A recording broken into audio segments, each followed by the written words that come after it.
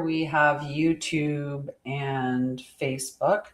So if you see me looking down here, that's why. And if you see me looking up there, that's why, because there's 2 channels. And I also have notes because there's no way I could remember everything I want to cover if I didn't write some of it down. So we're going to talk about the new moon in Sagittarius. It's a new moon today in both true sidereal and tropical astrology. I mean, the new moon always occurs at the same time. It's just oftentimes the sign is off. This time it's not, and that's because in mainstream astrology, they are in late Sagittarius. They're about to approach Capricorn season.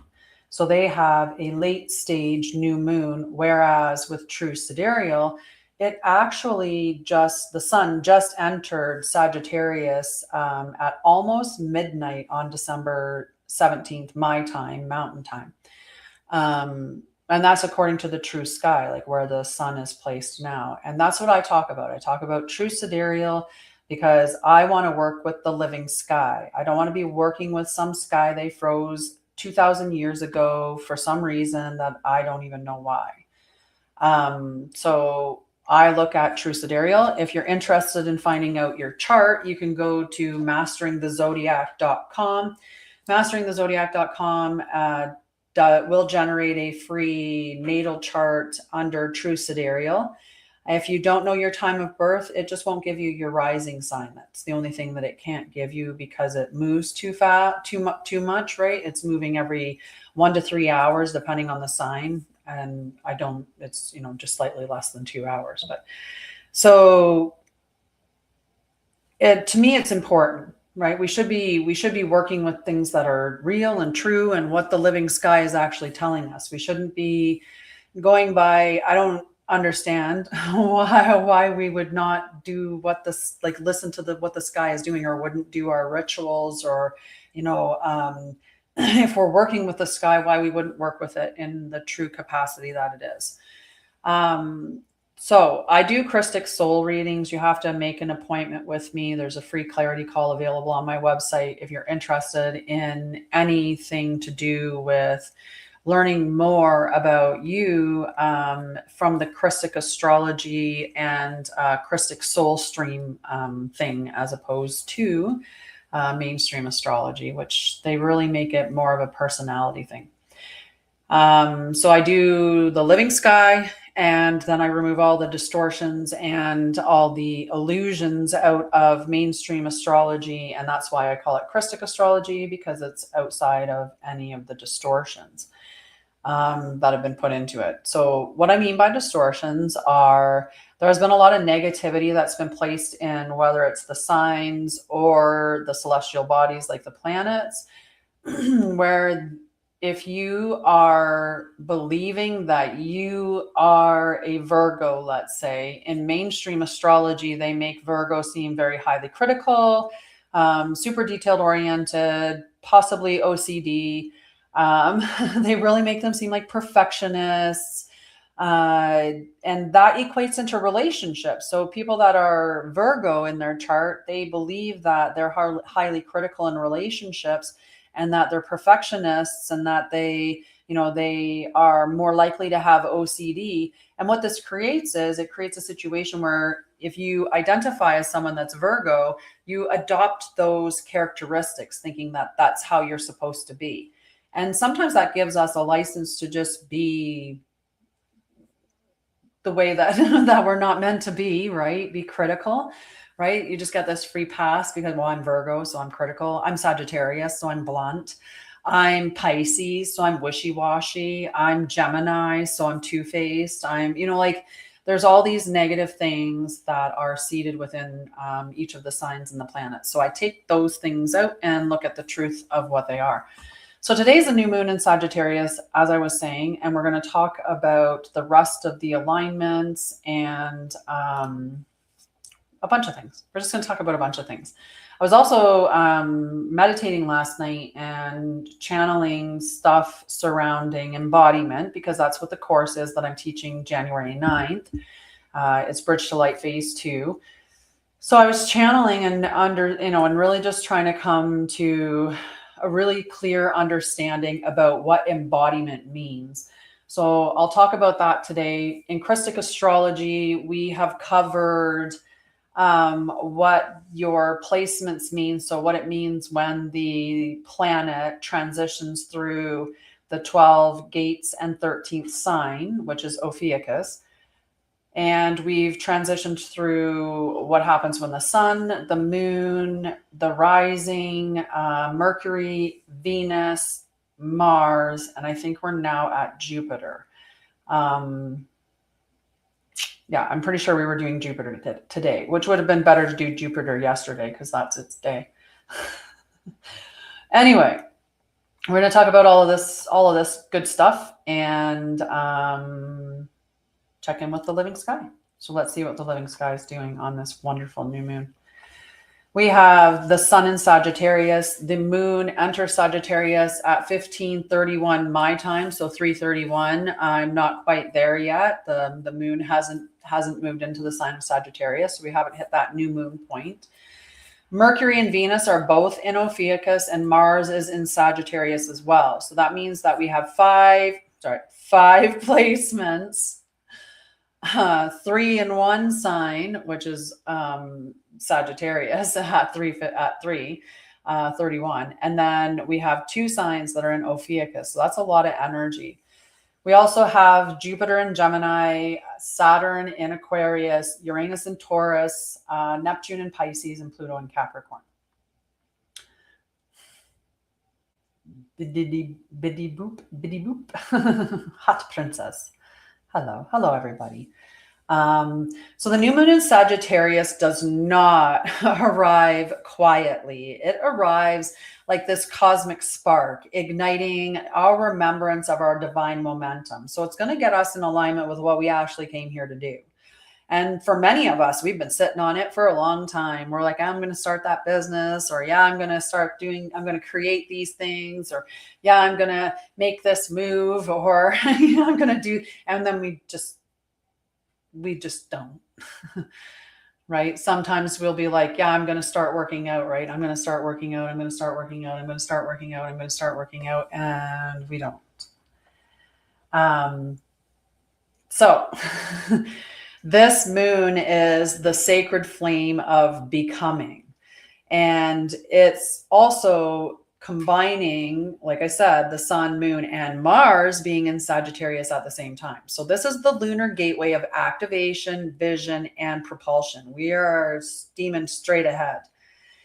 You are being asked to rise, not by force, but by sacred clarity. So that's what we've been doing with the energies of all of the celestial bodies before this, in working with what they were showing us through their alignments and their placements. What they were showing us was this opportunity for us to get real with ourselves, to get real with our environment, to get real with our relationships, and to get real with the direction that we're heading. And then we were rebirthing ourselves in this Phoenix energy. And now we're at Sagittarius, where we're meant to be going forward with that clarity of our direction. So if you weren't doing those things, you need to get to that point, because this is what it's asking you to do.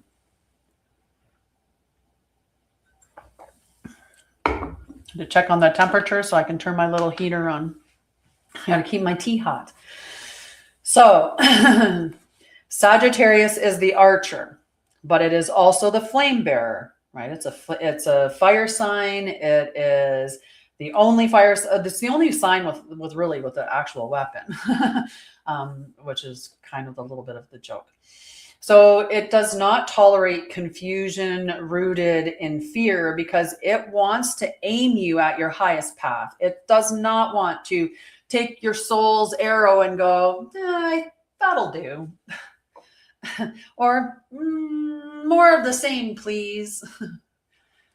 Unless you're doing exactly what you want to do and you're loving your life, and then definitely that arrow is going to be pointing true into more of the same, please. But oftentimes we ignore the patterns that keep coming up, and we just wonder why they keep coming up. And the reason why they come up is because you're not doing something to address them. You're not taking action, or you're not integrating some aspect of it. So you're lacking that embodiment portion. And that's why many of us fail at the things that we want to do, is because we're not embodying the truth of what we need to in order to be what it is that we want to have. And all of our belief systems and everything else that's tied up around that. There's definitely action that needs to be taken, and you have to embody it. You have to live it, the truth.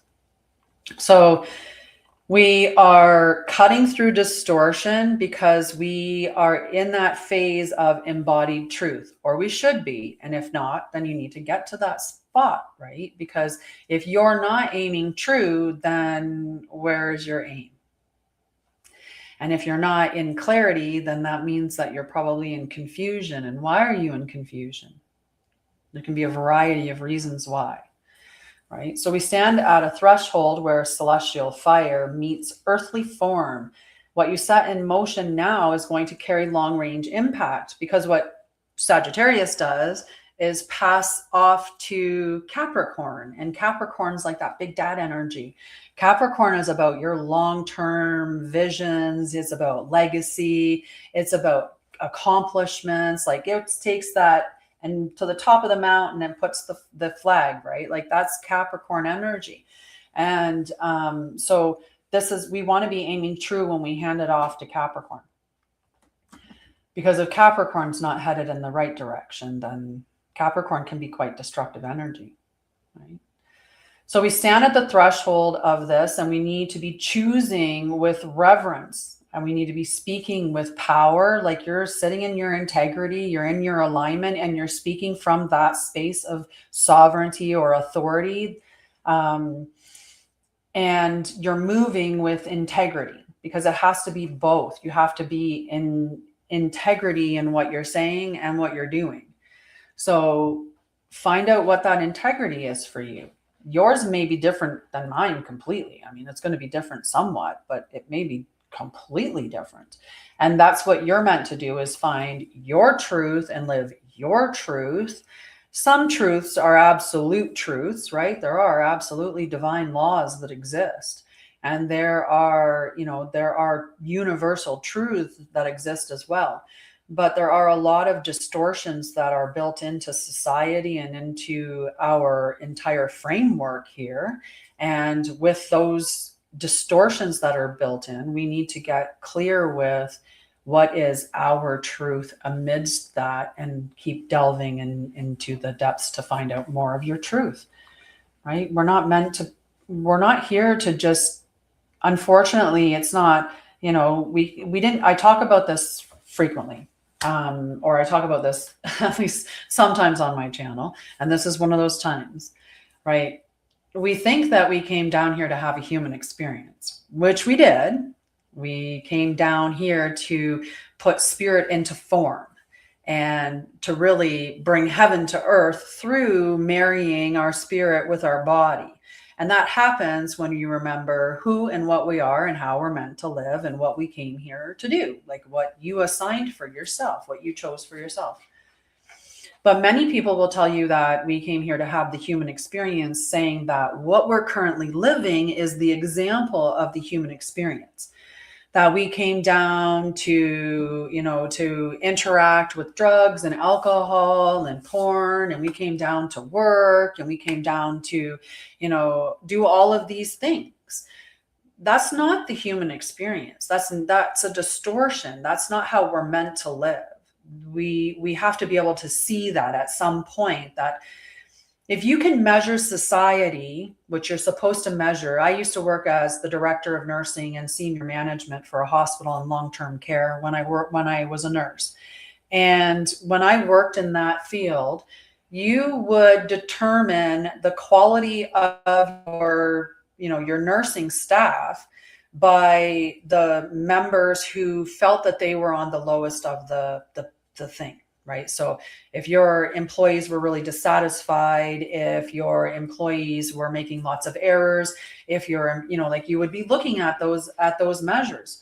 So that always reflects back to me as well. What are those measures are a reflection of me as a manager, as well as the individual employee and the unit as a whole, because there are often times when, there's an eat your young kind of mentality, and they may just have like a little bit of a tiff with somebody or a misunderstanding. And next thing you know, you've got like this little bullying situation. You have to be able to read all of those things. And I lost my train of thought. I lost where I was headed with that, but I think I was making a point. And so we're going to step on from that. But we're meant to live in integrity and speak in integrity. I know I was talking about that at some point. So let's look at the keys of the sky that we have going on right now. So when the moon moves into Sagittarius, we are going to have a Sagittarius stellium. A stellium is whenever you have 3 or more planets in the same sign. And there's other stelliums, but it's the triad. So it's a sacred triad of ignition when you have Sagittarius in these 3 places, right? The sun is your expression. The moon is your emotional landscape, and fire and Mars is your forward momentum. That's your drive, your passions. So having all of these in the same alignment, it's really, this moon is for declaring quests. Like, think about Sagittarius energy. Declaring quests. It's about activating your soul missions, and it's about walking forward in faith, right? Not fear. We're walking forward in faith. And if there's fear that's there, find out why the fear is there and face it, right? Because oftentimes it's just your ego looking at the rear or at the past, right? Driving, looking in reverse is what we say with the ego, but it's looking in the rear view mirror at the very least, going, this is what happened before, so I can anticipate that that's what's going to happen if this scenario is the same again. So if I was laughed at when I did a public speaking thing, then my belief would be that I'm going to be laughed at again. And so my ego is going to want me not to do that. It still doesn't want me to be laughed at. My ego is protecting me. I get it. Thank you. I appreciate that. But you need to be this passenger in the car. You can't be driving it. I don't want to be driving from someone that's predicting from the past and limiting my future because of situations that happens, because that stops you from growing. How do I know that the next time that I speak, that what happened last time doesn't promote me to take more time preparing my speech? Maybe I, work with somebody so I can learn how to speak, or I join a group or a club or something like that, right? Those things that happen are meant to propel you into the next level and through change, right? Or when we meet those challenges or things that come up against us and they hit us, we're meant to look at those things and go, ooh, why did that affect me so much? Like I was saying yesterday, if somebody does something and I flip a table and break all my stuff, I need to look at why that makes me that upset. What is that? Because if someone can make me, through my emotions, do this, think what they can control me to do. Like, that's crazy that someone can make me do that. Nobody makes you do it. You do it. And you need to take that responsibility of those emotions and say, why am I responding this way? Where is this coming from? Is that person doing something like my abusive father used to do?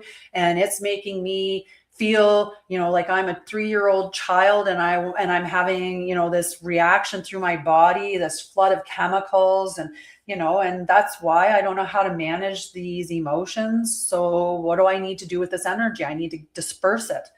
Great. Disperse it. Worry about it afterwards, right? Well, that's just learning what is the trigger and how to distinguish those emotions without doing it the way that you've been doing it. So learning a new way. And it's not because you're a bad person or you're flawed or there's something wrong with you. We were raised by parents that didn't teach us the very skills that we needed to be very stable adults. So thank you.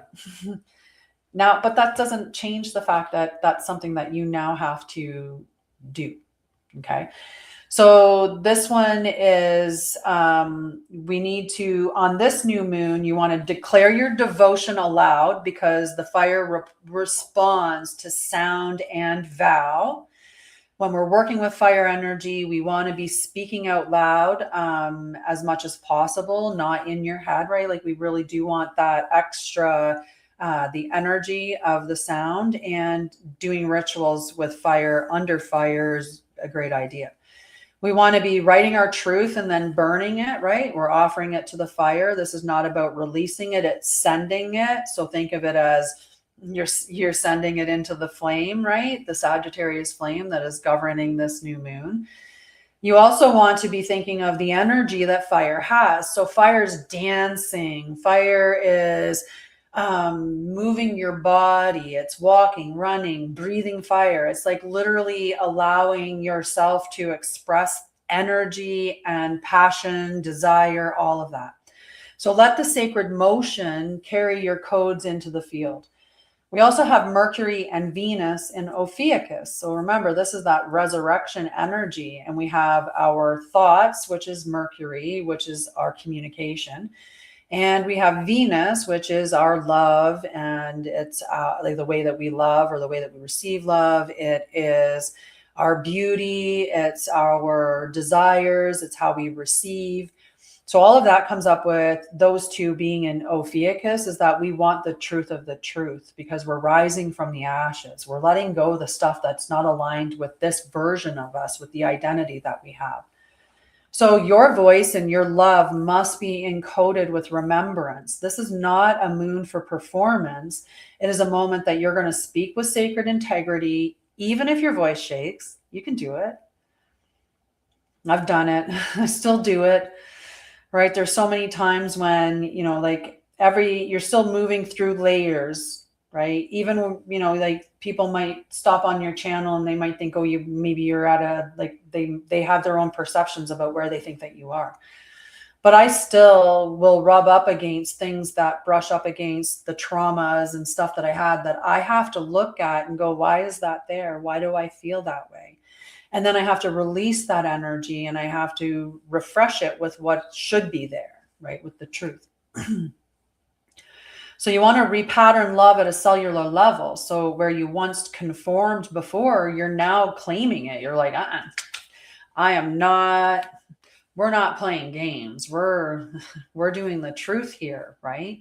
Because you're going to be anchoring that truth in your heart without apology. Your thoughts, the communications, your love, relationships, desires are all aligned in this truth energy. So it's going to be an interesting time. We have Jupiter in Gemini, which is all about expansion. And this expansion key is in the mirror of your own duality, because Gemini really does have that duality.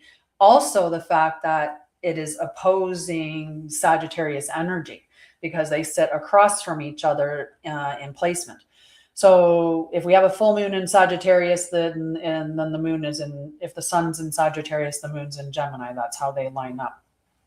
So the expansion key is in the mirror of your own duality. Sagittarius is asking you, what do you believe? Because remember, Sagittarius is about truth. It wants to be true and then send you off in that direction with that fire energy. Gemini is, are you living it? Because are you?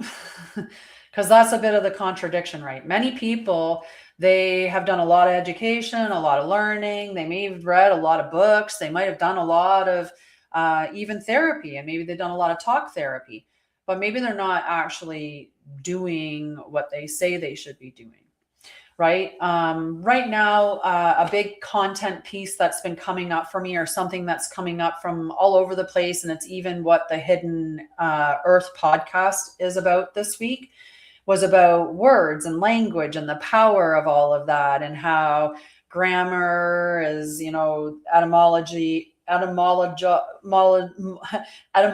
is the grimoire. You have cursive, cursing, and you have spelling, right? So just the way that, words have power. And it's but how many people are creating content, or how many people are sharing content around these topics, but are they actually doing it in their lives? Are they looking at the words that they should be speaking and the ones that they shouldn't be speaking? And are they standing in integrity on that? Or do they just recognize that that makes sense and it's true? Logically, I know that, and I send out the content around that, or I create the content around that, but am I doing it? Right? And that's where we need to be reconciling those contradictions. So say what you mean and mean what you say, and expand your vision through integration, right? This is about living it. We are in the embodiment stage, right? So many people talk about creating the new earth, but what are you doing to create it? I've been talking about this for a while, right? What am I doing to create it? I'm creating education. What am I doing to create it? Sacred reciprocity at my website. So if you cannot afford it through monetary means, we can talk, and there may be another way that we can energetically make this a fair trade. There's many things that maybe you don't even realize that we could exchange and that would work for both of us. So I'm creating these structures and I'm living the truth of what I'm supposed to live. I'm living an embodied life. So, but what are you doing? Right? That's the question. We all say we want this new earth, but what are you doing to create it? And if you believe that you have a passion, a mission, a purpose, or anything like that, well, are you living it? And if not, why are you delaying? Why why are you delaying? There's people that are waiting for you. There are people that need you to offer your services because your energy is going to resonate in your circles. And then those people are going to wake up. And the more embodied you become, the more that Mother Gaia herself wakes up, the more that people around you will wake up. So if there's something that you know you're meant to do, you know you're meant to embody, then what are you waiting for? Because you're holding everybody else back too.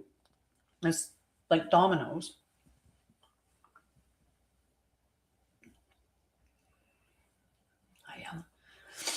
So Saturn in Aquarius and Neptune in Pisces. So these two energies. Oh, I thank you. So these two carry the architecture of the sacred dream, right? Think about Pisces and Neptune, which is its home, like Neptune governs Pisces. Saturn governs Capricorn, so it's not in its home sign, but it's in the sign of Aquarius. So under this moon, you can align your structure with your spirit. So meditate, ask yourself, what does the perfect day look like for me? Or if I was abundant, what would I do? Like if I never had a worry in the world about any expenses or about my survival or my safety, what would I do every day? Right? And that's what you should be doing every day. You should be acting, you should be embodying the energy of that particular reality, right? That's what we're meant to do. That's how we create it, is by living it. So we have to live it, guys, right? Align with those places. If you think that we should be living in communities, all coming together, then either create that community or find that community and that you belong within.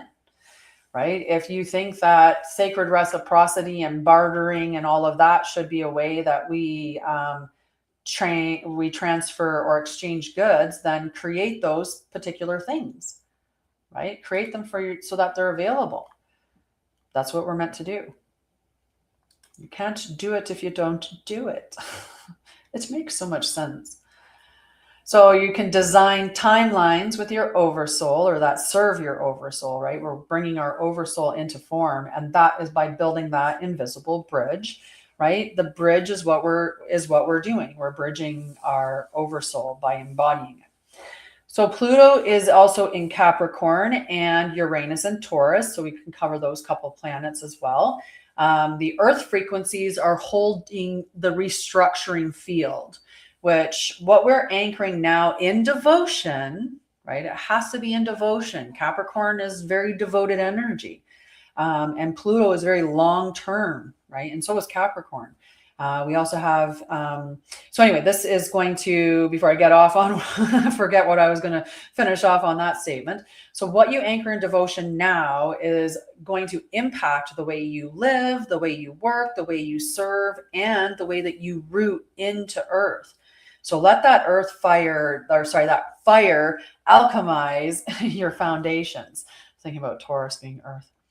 So we have an embodiment rite to do, because you know me, I have a couple embodiment things for us to do today, because we're talking about embodiment.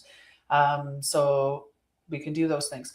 I'm going to share this particular embodiment rite in the Temple of Light, which is a free membership group on my website, which is Anshara'El.com. So you can go and check that out. And if you need a reminder, it's completely free. You're not being spammed with anything. That if you want to go check it out, you go check it out.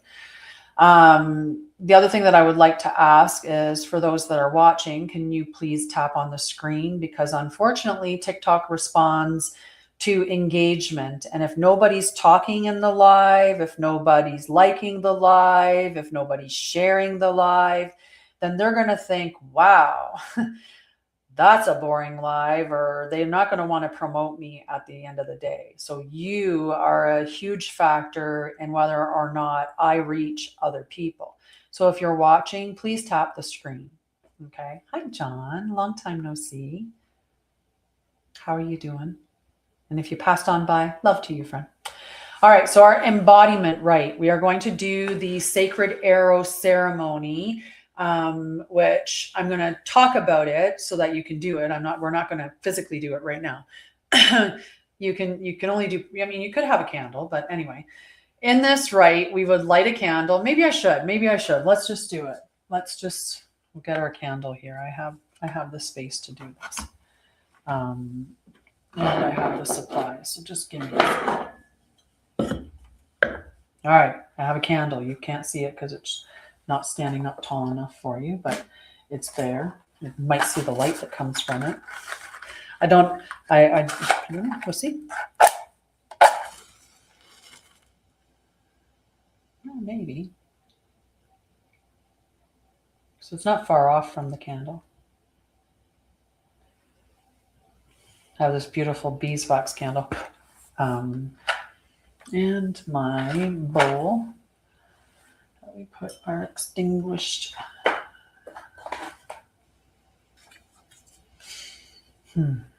There. Candle. Okay, so we have a candle lit. So you can actually do this. We'll just do it. All right, so you can see the candle. I'm going to hold it up for you so you can see it. And you're just going to breathe deeply. Okay, you can keep looking at the candle for now.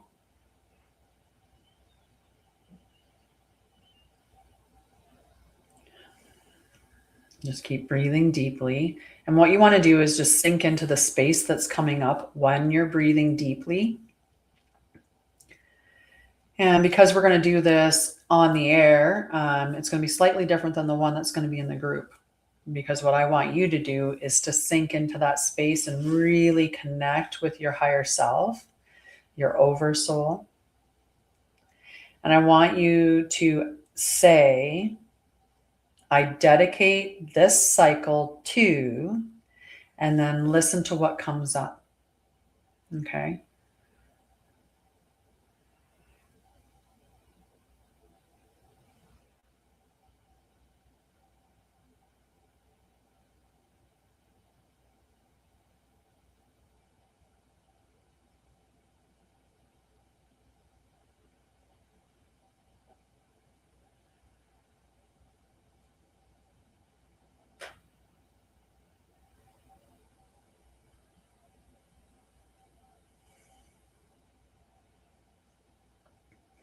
When you write it down, you want to include a vow, and one that rises from your soul, not from the surface.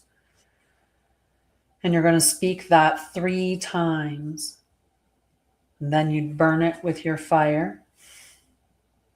Or you could bury it in the earth. I couldn't do that here. Oh my God, it's so cold, guys.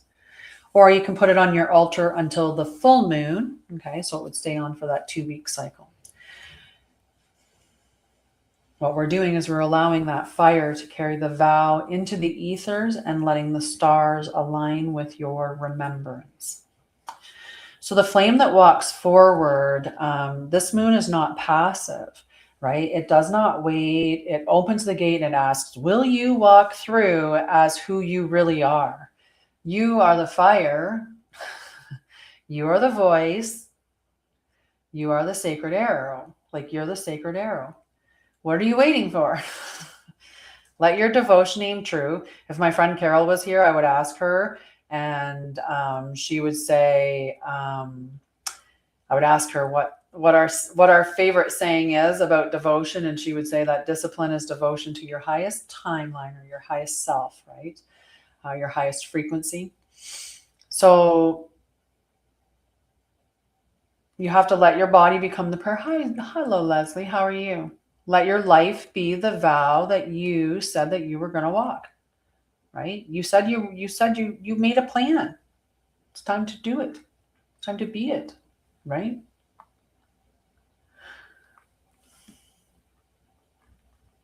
I'm thinking about it.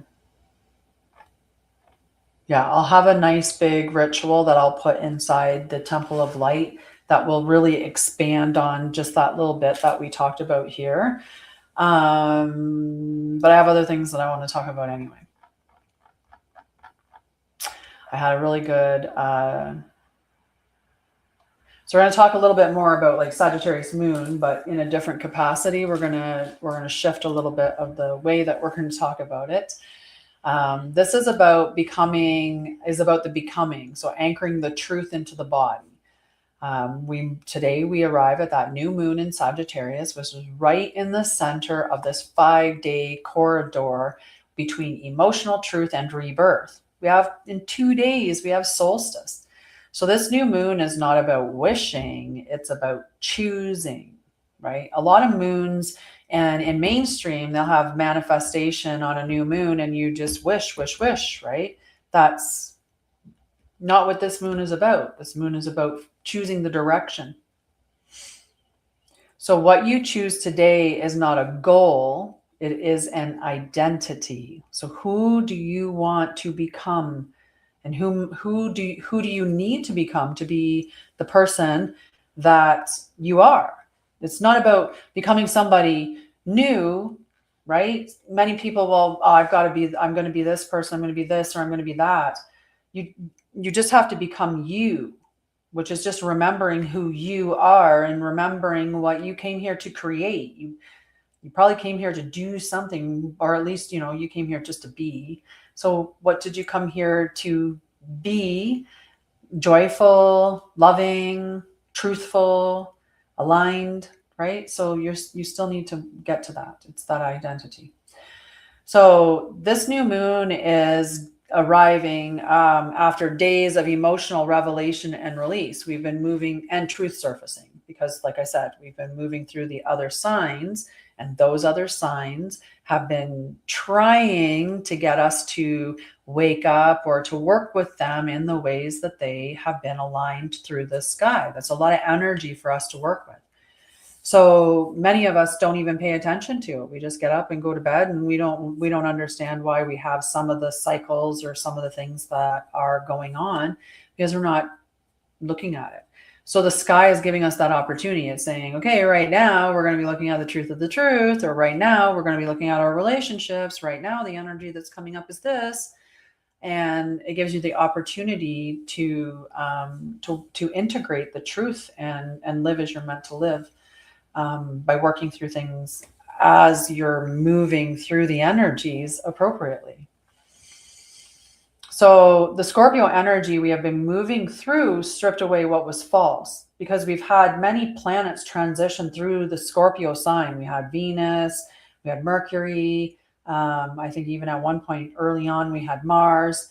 We definitely had the moon, and obviously not that long ago, the sun was actually in Sagittarius, right? We just moved through Ophiuchus season, which is a shorter season. Let me say, I think it went from December 29th. No, sorry, from November 29th to December 17th. So it's 18 days, right? It's a shorter sign. So the planet transitions through that. And many mainstream or other astrologies or, I guess astrologies don't even consider the 13th sign. So Sagittarius is asking us a different question, though. It's asking us, where are you going? What do you stand for? What truth are you willing to live? And what path are you actually walking? Right? This moon does not reward fantasy. It responds to integrity. So, in the true sidereal sky, Sagittarius is not about positivity, right? That's one of the things that Sagittarius gets, is that happy-go-lucky, but also blunt, but freedom-loving, and so on and so forth. Doesn't, unstable in relationships. Like, it has all of these different distortions that are built into it. But the truth is, or the truth about Sagittarius is it's about truth alignment. Sagittarius governs direction, devotion, belief systems, ethics, personal law, and the path that you live by. So this moon is asking you to update your inner law. So it's not what you say you believe, it's what you actually live. Everything you're taking action on is what you're saying you want more of. That's more of what you want your life to look like. Right? And if your life isn't looking like you want it to look, then you need to look at what is it that you have to change, right? What is it that's out of alignment? What is it that's missing the mark? Because something is. Either you're holding on to a relationship, an identity, a belief, a trauma, a job, something that's keeping you out of alignment. And that'll show up in a variety of ways. It can show up in, injury. It can show up in illness. It can show up in relationship problems. It can show up in job problems. It can show up in money problems. It can show up in a whole host of ways. Addiction. And addiction can be an addiction to anything, right? It's anything over what, like, it's anything that you can't stop yourself from doing. Like, so what do you guys think?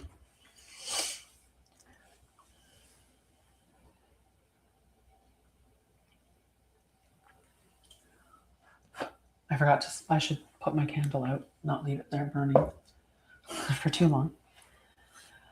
All right. So I teach the Christic way. That's what I call the stuff that I teach. And what I mean by Christic is outside of dogma, religion, government, politics, all of that stuff. I seek out the stuff beyond distortion, and I teach that. I teach you to have a relationship with yourself, and through that relationship, your spirituality, all of that. I'm not a savior. You're not, nobody's a savior for anybody else. We're all our own saviors. So anyway, the Christic way does not teach intention as desire. That's what the mainstream teaches manifestation at. You just have to want it bad enough and then sit in the feelings of having it, and that's it. Like you can kumbaya whatever you want to your doorstep. UPS delivers, and it's going to deliver your manifestation right to you. And while things can happen in a very miraculous way, and you need to keep yourself open to miracles so that they do continue to exist, you can't, if you close yourself off, that's it, they're done, right? You're the one that's blocking that. So believe in miracles, believe that they do exist, believe that these one-offs can happen, and that's that. But that's not it's like that.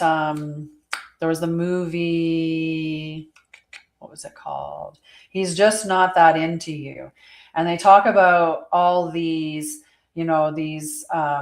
relationship stigmas, right? Or whatever, the way that girls are with their friends, and they'll be like, oh my God, my girlfriend, she met this guy, and like they'll be like, he hasn't called me in 5 days.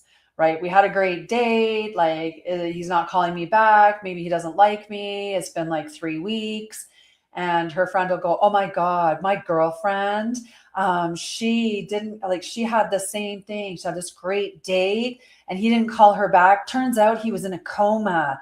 Like, there's still hope, right? Like how we delude ourselves to think that the one-off is the one that's going to happen to us, and it keeps us like spiraling in a space. So you have to take action on things. You can't just sit and wait for the just wait in space thinking and on it. Like, you have to do something. You have to take that action. So it teaches that intention as coherence, and that an intention only holds power when your body agrees, when your nervous system can hold it, when your energy is aligned with it, when your actions support it, and when your identity matches it. These are all big things. Many of us are so disconnected from our bodies because we are not even engaging with our physical bodies. We are running around, going to work. Like, I don't celebrate Christmas, and I think about those people that are running around at this store and that store and this party and that party and this thing and that thing and making this and making that. And now they've got parents moving a stupid elf all over their house. And this is some, like, and it's not a good thing. It's spiritually a bad thing, but they've got all these things that are going on. And I just can't imagine living like that. Like, that to me is just, no, thank you. No, thank you. My body doesn't agree with that. My body agrees with this. My body agrees with, I'm going to, after I'm done my life, take my dog for a, in very cold weather. It is very, very, very cold outside. Like, we're looking at minus 42, minus 43, like in below minus 40. Like, that's just, tonight it's going to be below minus 50. Which brings me to my other thing. I have Hugs for Homeless, which is my nonprofit. So if you have anything that you can give, anything at all to help us build more backpacks to get into community, please, please consider donating to hugsforhomeless.com.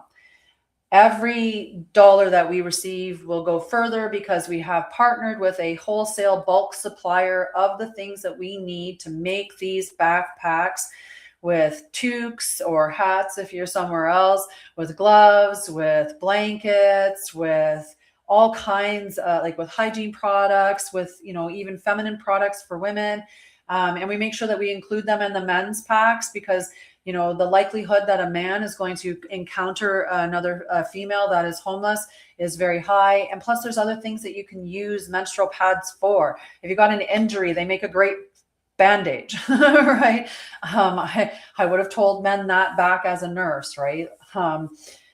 If you got a bloody nose, you can put a tampon in your nose and it does clot it really well. Like, if you broke your nose, just saying. So if you're not doing all of these things or they're not aligned, then intention is actually self-betrayal because you're not in alignment with your truth. Right? So even though you're setting an intention, it's misaligned, and that's just betrayal. Let's say you're in a relationship and the relationship is not the right relationship, because let's say you're one of those ones that has those cyclical breakups, right? Big, huge fight, toxic behaviors, and all of that stuff. And then, like, you find your way to just stick it out, just get back together. Things are going to be different this time, and you're just in one of those patterns, right? It's not aligned. The pattern is telling you it's not aligned. Something has to change. If it's a relationship, like I just mentioned, then it's two people who have to make changes, not just one. It's never one-sided. Give me 1 second. The sun's coming in and it's hitting me, and I'm wearing a lot of black because it's minus 40 something outside, but inside it's not. So I have to just take my sweater off.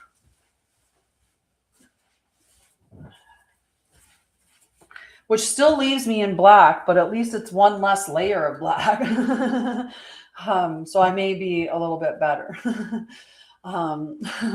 So this is why so many new moon intentions fail. One, you're not working with the living sky. You're working with some sky that was frozen 2,000 years ago. So it's not even, the sun's not in the right sign, the moon's not in the right sign.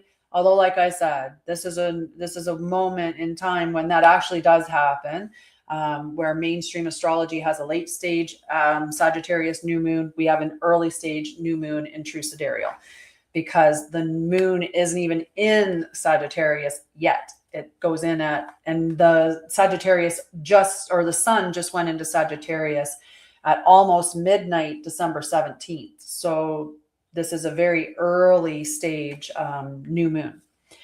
Whereas for mainstream astrology, like I said, we're just about to enter Capricorn season, right? So we're at the end of Sagittarius season, and that's why it's a late stage new moon for mainstream astrology. So they ended up in the same sign, and part of that's because Ophiuchus is a smaller sign, right? So it transits through Ophiuchus a little bit faster than. Anyway, it doesn't matter. It's where we are. Okay. So from intention to embodiment. Embodied intention sounds like this. Okay. It's, I live as the person who values truth. So that's all you become, as a truth seeker, right? When something doesn't align with the truth, you align yourself with what the truth is in that. And you know it's the truth when you're connected to your body. You have to do that too. That's a big part. Okay, let's go back to that for a minute. If you've been disassociated for your whole life, right, because of traumas, and I was somebody that was like that. I was very disassociated from my body, which is why when I used to be overwhelmed with emotion, I would do things like pound my arms on a counter. And I probably did fracture or bones, a couple of times in doing that. The thing is I was so disassociated from my body, or just like I wasn't feeling my body. So to do those things was easier to do. And because I didn't have I didn't have that demonstration of how to manage emotions or soothe myself, because I wasn't taught. So I was letting it out the only way that I knew how, or that overwhelm of emotion would come out. And I lost where I was going with that. Oh, so anyway, through the healing process, you begin to connect to your body, and you begin to learn the way that you're meant to release energy, right? You learn that, one, it's okay to cry. It's okay to go and cry. Nobody, like, honestly, just go into your bedroom, shut the door, and just cry. If you feel like crying, just cry and let it out.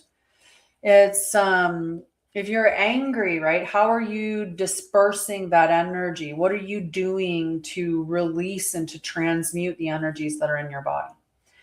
And until you feel your body, you're not feeling those energies the way that you should be. You're not feeling them. And we numb out and avoid. We numb out through drugs, food, exercise, work, gossip, like so many things that we distract ourselves and avoid ourselves and fill ourselves with, so that we stay disconnected. Because like I said, our ego, maybe currently, if you're, some people, their ego is still driving the bus, and the ego drives looking down the road we just came down going, well, yep, that's what's going to happen. Yep. Okay. So we're not going to do that again. We're going to stay right here. Or, the other things that your ego's doing, driving you to think that you're going to be okay and you're going to fix everything if you just have this surgery. You're going to be okay and you're going to fix everything if you just have this much money.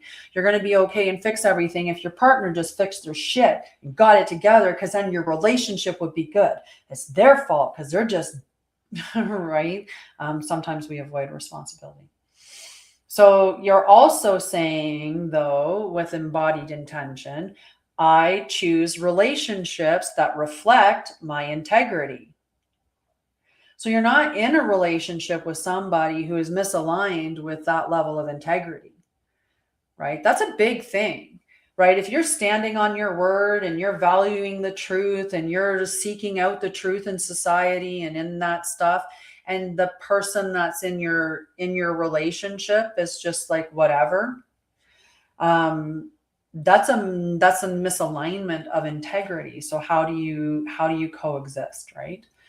And so you want people that honor your boundaries and that show up when they say they're going to show up, and where the energetic balance is fairly consistently even, right? It's not about it being exactly 50-50 all the time. It's just that in the end of the day, it comes out even in the wash. How are you, Flory? So nice to see you.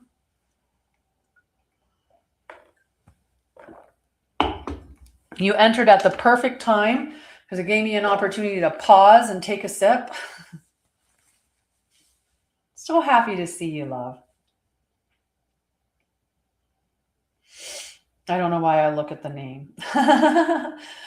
I'm pretty good. It's really cold here today. That would be my only, the only thing I'd really say anything about is that it's just cold right now. And that, that really tugs at me because of my nonprofit Hugs for Homeless. I can't imagine, like, we're going to have some really, really, really nasty temperatures. One night coming up, the bare temperature is minus 29 degrees Celsius. And then the with wind chill is minus 52. These are temperatures that people die. So I really hope to get more backpacks together and get them out in community to reach as many people as we can. So yeah. When are you planning on going? If you go in the summer, you'll be fine. If you go in July or August, but do take a rain jacket, like, or a windbreaker, like that kind of thing. And you might want to take a sweater, like a sweater that you can zip up and unzip or whatever, like one of those type of sweaters, because it can vary. But if you're going in July or August, you'll be fine. It can be very hot. It can be stinking hot, like rival Costa Rica humidity hot, especially Toronto.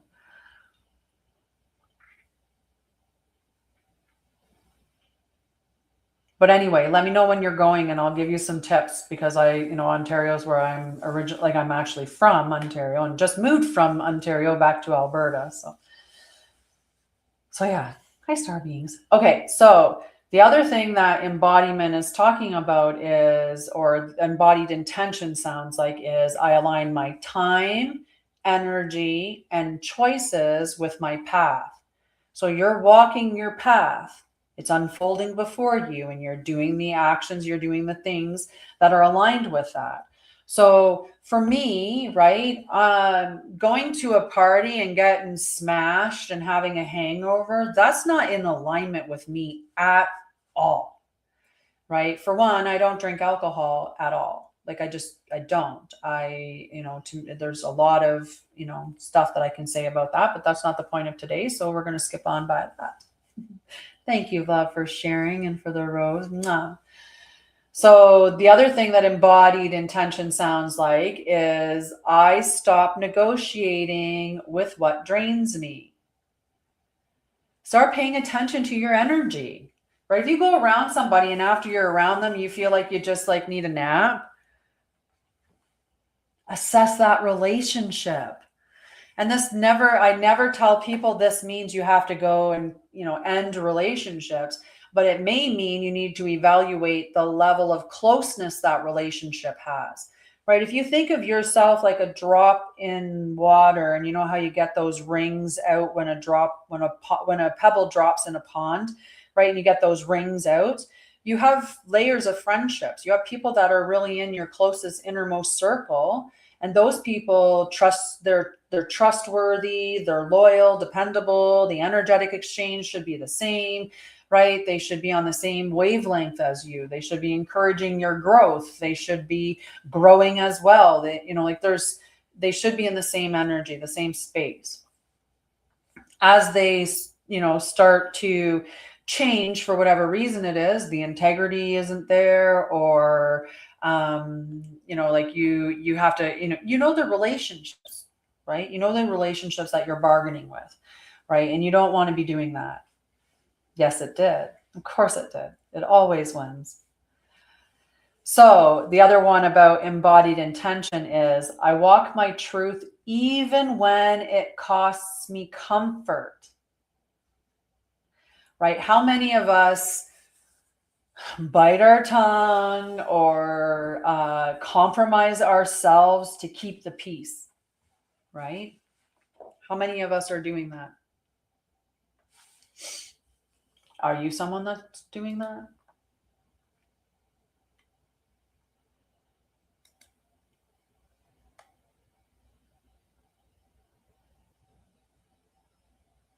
Yes.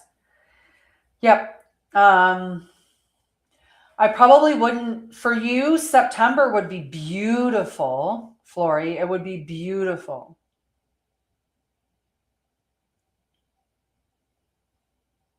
And you're the one you should be choosing for. When you choose for you, then life chooses you, right? When you choose for you, then the things that are aligned for you align with you effortlessly,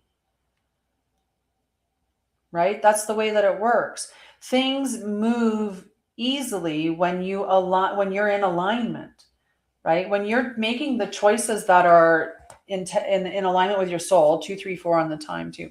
But when you're doing that, you are actually putting yourself on the path, and we're meant to walk the path. There's things that we're meant to do, right? We didn't, and I say this repeatedly, we didn't come here to live the current human experience. We came here to bring the true human experience that we're meant to have by bringing marrying our spirit with our body and creating heaven on earth. We have all coded within us in our DNA. We have, these codes that are placed in there that are meant to awaken certain spots, that carry knowledge of specific things, right? Our DNA carries so much information, right? No, I don't. So we're meant to not compromise, and we're meant to stand in our truth even when it's uncomfortable. Look what happened with everybody during the sea thing that we had, a little while ago. Look what happened with that. All those people that said, I'm not getting that V thing. And now we're finding out that they were talking about putting this color of a box warning on it.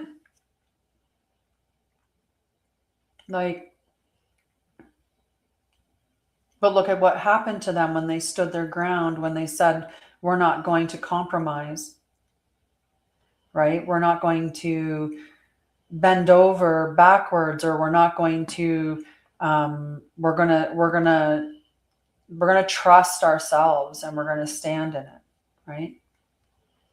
That's the person that stood there, even when the truth cost them comfort.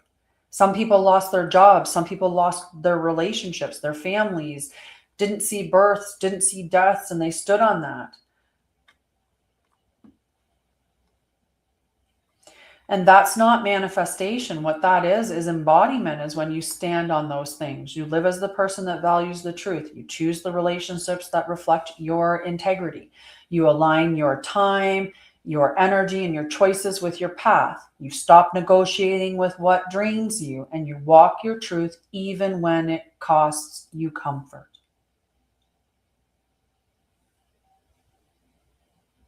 Play on it, Flory. Play with it. Have fun with it. Embrace your little child, the inner child, right? Set it free.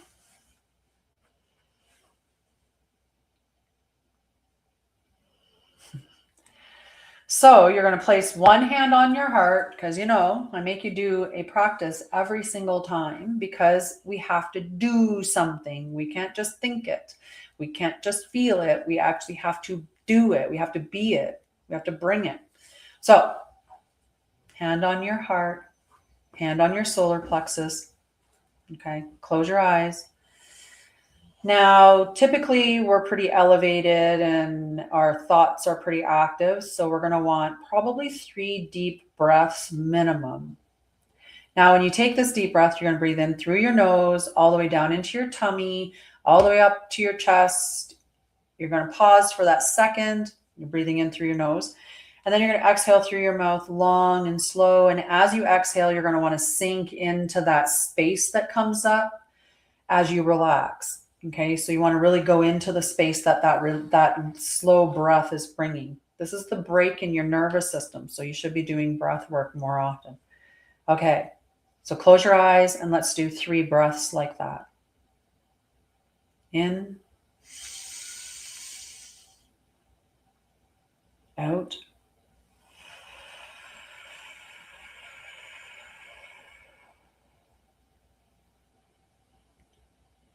in,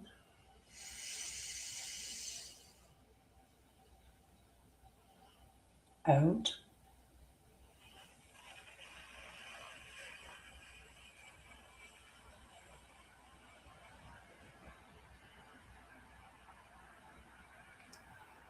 In, out.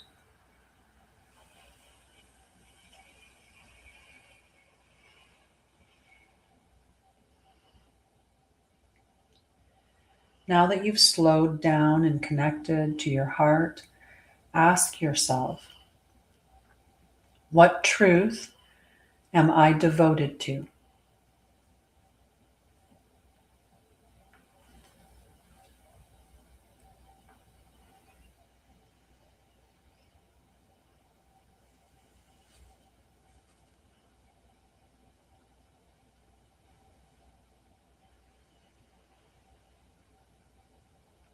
What path am I choosing?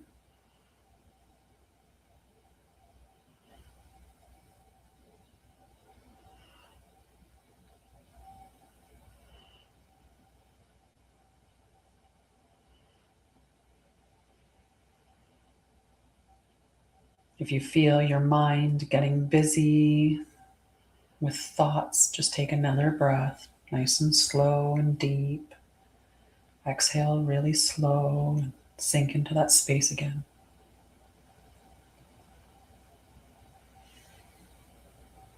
What belief no longer belongs to me?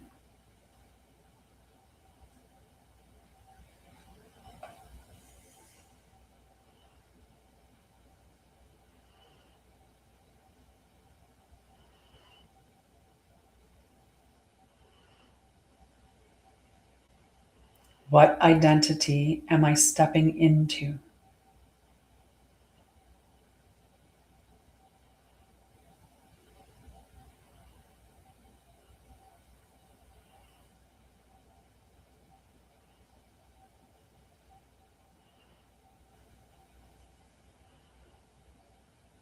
Now breathe nice and deep. Let it out nice and slow.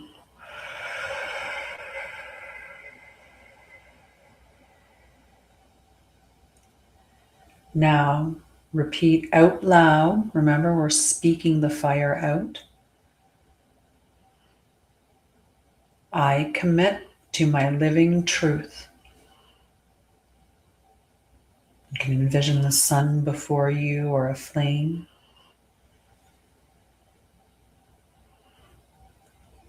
I align my life with my integrity.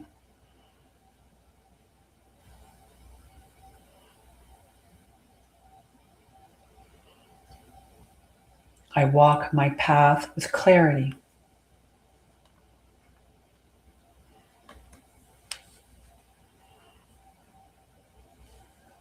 Allow that to settle into your field.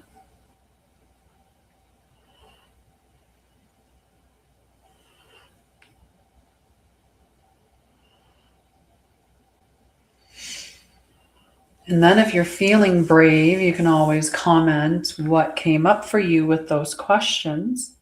Okay.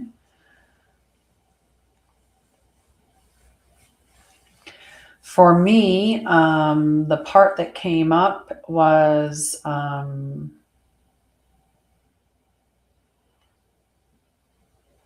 what belief no longer belongs to me. That one that came up was that I'm small, because I know I'm not like that way. So what came up for you? I'm ready to live as my oversoul. Did that come up for you? Because this is how the new moon becomes real. This is what we're meant. This is the way that we're meant to harness the energy of the new moon, right? So this is a moment where many people feel activated, but they're unsure how to stabilize what they chose. What they chose. I don't know why it came out that way. What they chose. And this is where the embodiment work actually matters, because choosing the truth is one thing, but living it daily requires structure. It requires support. Thank you, TT. They require support and coherence, right? And this is the work that I offer. And this is just a statement. It's not a pitch. You can check out my free group, no cost to you. You can go check that out and see all of the activations. And thank you, Flory. Love you. You can check out all the activations. You can check out all the information that gets shared within that group that is there to help guide you.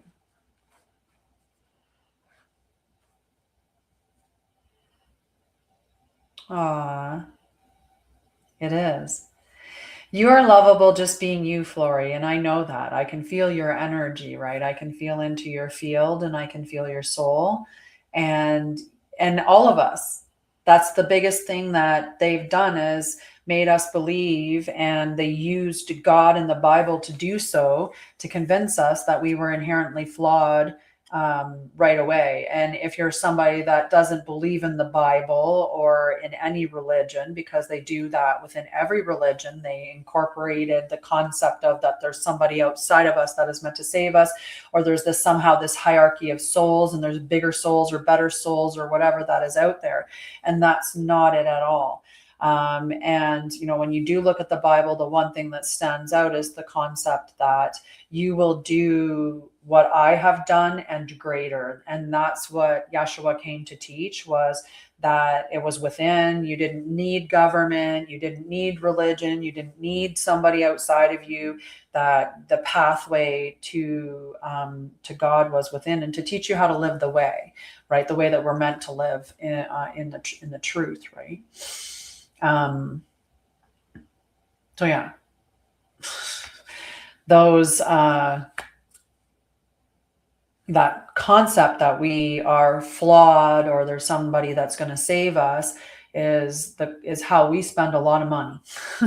We spend a lot of money to fix all these things that we think are broken, and we spend a lot of money giving it to other people because they maybe can save us or fix us, right? The government polarizes and divides people, and then uses our empathy and our sympathy and our, compassion to get us to pay for things that they have realistically created in order for you to pay for it. And they just weaponize us. And I know that at one point Elon Musk had said that, that empathy, he said something regarding empathy, but the point of it was that empathy can be weaponized, and it can. That's not to say that empathy is a bad thing. Empathy is a beautiful thing, but it can be weaponized, right? We have to still remain sovereign, and we still need to be discerning. The problem is that there's so much manipulation and stuff going on. Like, it's just absolutely incredible. Like, you'll hear on the news about these places flooding, and but then you'll see videos of people in those spaces and it's dry. Or you'll see somebody who is in a particular space where something really bad and violent and tragic happened, but he was also in another space where something like that happened, and another space like something like that happened, and another space where something like that happened. And you're like, wait a second, this is not adding up. Or you're seeing, you know, like that, just things are not connecting. The veil is lowering. So we're seeing these inconsistencies and the distortions and the manipulation more easily. And we're meant to, we need to wake up to that. We need to start living that embodied truth, right? What we came here to do and be, we need to be doing it and being it. You waking up is important to wake up the people around you. And this isn't about you have to wake anybody up by doing anything special. It's not like I walk over to somebody and say, hey, did you know? And I start telling them everything and they're like, wow, amazing, I'm awake. That's not how it works. You become awake and then you stand in your truth, and the people around you see you standing in your truth, and they see the shift in your life, what happens when you embody your truth, and that makes them embody their truth. And the more that you're standing in your truth, the more that the veil lifts. So we start to see more things like what's going on right now, where the stuff's peeling back and the truth is coming out, and we're seeing that veneer shift, right? So you just have to pay attention, right? And the biggest thing is just remember, it's all a show. It's all that stuff that's going on. That's all a show. It's a pretty entertaining one at times, and you know they're trying to keep you scared and keep you focused and like thinking in terms of lack and stuff like that, right? But that stuff's happening so that we can create the new earth, and we create it by actually doing it, by becoming what it is that we need in order to have that. So this is the moment where many people feel activated, but they're unsure how to stabilize it, right? That's what I was telling you a moment ago. So just sit with it, know that you may need guidance, right? And there's nothing wrong with that. I don't give you guidance in the way that many other people will, because, you know, I want you to learn what will open you up to remember things, so that, and then just embody those particular practices that will connect you with your oversoul and receive your own guidance. You are meant to be a sovereign being. You're not meant to need somebody to consistently help you heal, or consistently help you evolve, or to consistently help you with your spirituality. Everything is within you. I'm just going to remind you of the practices that maybe you can adopt in your life, or, you know, certain key theories or theories or practices that maybe you haven't remembered, that by remembering will guide you to living your truth. That's what I do. So we're coming up to solstice, and solstice is a big moment. And we need to be thinking in these next 2 days about these certain items. So this is our item list of things that we need to get clear with, right, over the next 2 days. So we need to be noticing where our actions are aligning or in conflict with your intention. Okay, so this is your opportunity to get real with yourself. Okay. It is also a time for you to watch how your body responds to, like, what your body is responding to with ease, and what your body is responding to with resistance, because it's coming up for you. You just have to pay attention to it, right? And many of us just aren't paying attention. We are not forcing change, right? This is not about forcing anything. If you're forcing it, it's not aligned, right? It's not. And that doesn't mean that some of the things that we take don't require bravery, or don't require a leap of faith, or don't require what feels like an element of risk taking. I didn't want to move away from my mom and my son and, you know, my granddaughter and the rest of my, you know, family in Ontario necessarily. Hang on a second, I'll get to that. I didn't want to move away, even further away from my son and grandsons in Nova Scotia, but I have a passion to help the homeless, and I had an opportunity to have a partner to combine with in this venture, and the partnership is in Alberta. So I moved for that, but everything aligned like so easily. It was just do. So I knew it was the right thing. That didn't mean that my heart wasn't like, oh my God, I don't want to go. Oh, like, and I still deal with a little bit of that when I'm here and I'm thinking about, like, it's been a while since I hugged my mom or since I hugged my son, right? My birthday passed, my son's birthday passed. We're coming up to, you know, a season when I may not celebrate Christmas, but I do see my family. So, you know, I'm lacking that now. But I made that choice. It's not that the choice wasn't aligned with me because the choice was challenging, but I didn't have to force it, right? There's a significant difference with that. This, in the next 2 days, is a time for us to allow clarity to guide small, precise choices, right? And we're supposed to be sitting in awareness in the present moment and making those decisions that are the most aligned for us with whatever's showing up. That's it, right? That's you living your truth, living your embodiment.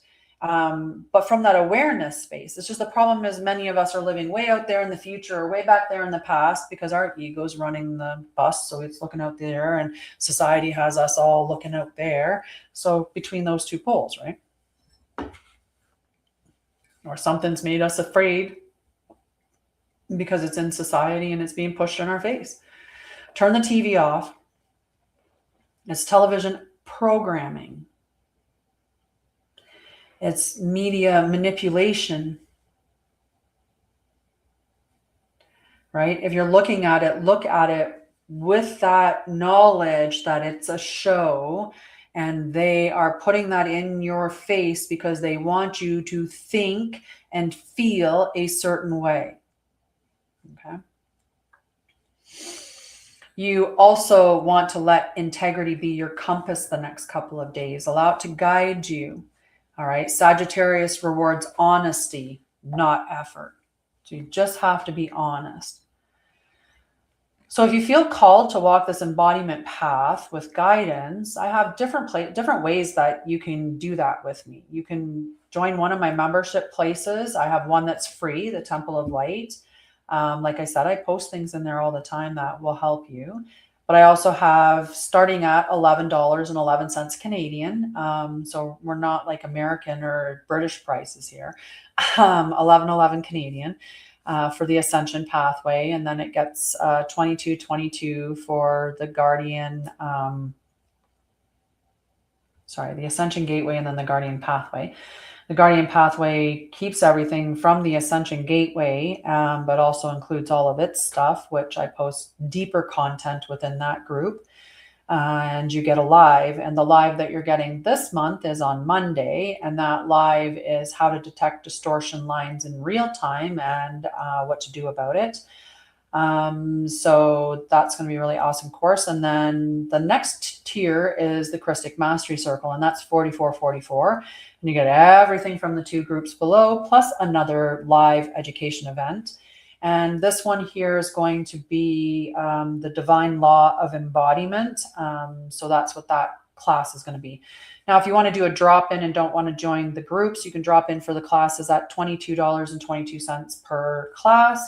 And you get all the stuff that the members do, but you just don't get the group. Or you can just join the group and get the class as a part of the group.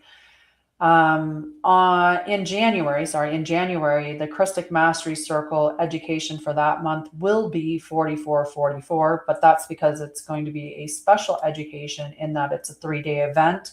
And it is the Christic Wealth Activation series. So because it's 3 days, that's why it's the price that it is. You are also welcome to explore the Bridge to Light when you are ready for deeper transformation. I'm starting the Bridge to Light Phase 2 on January 9th.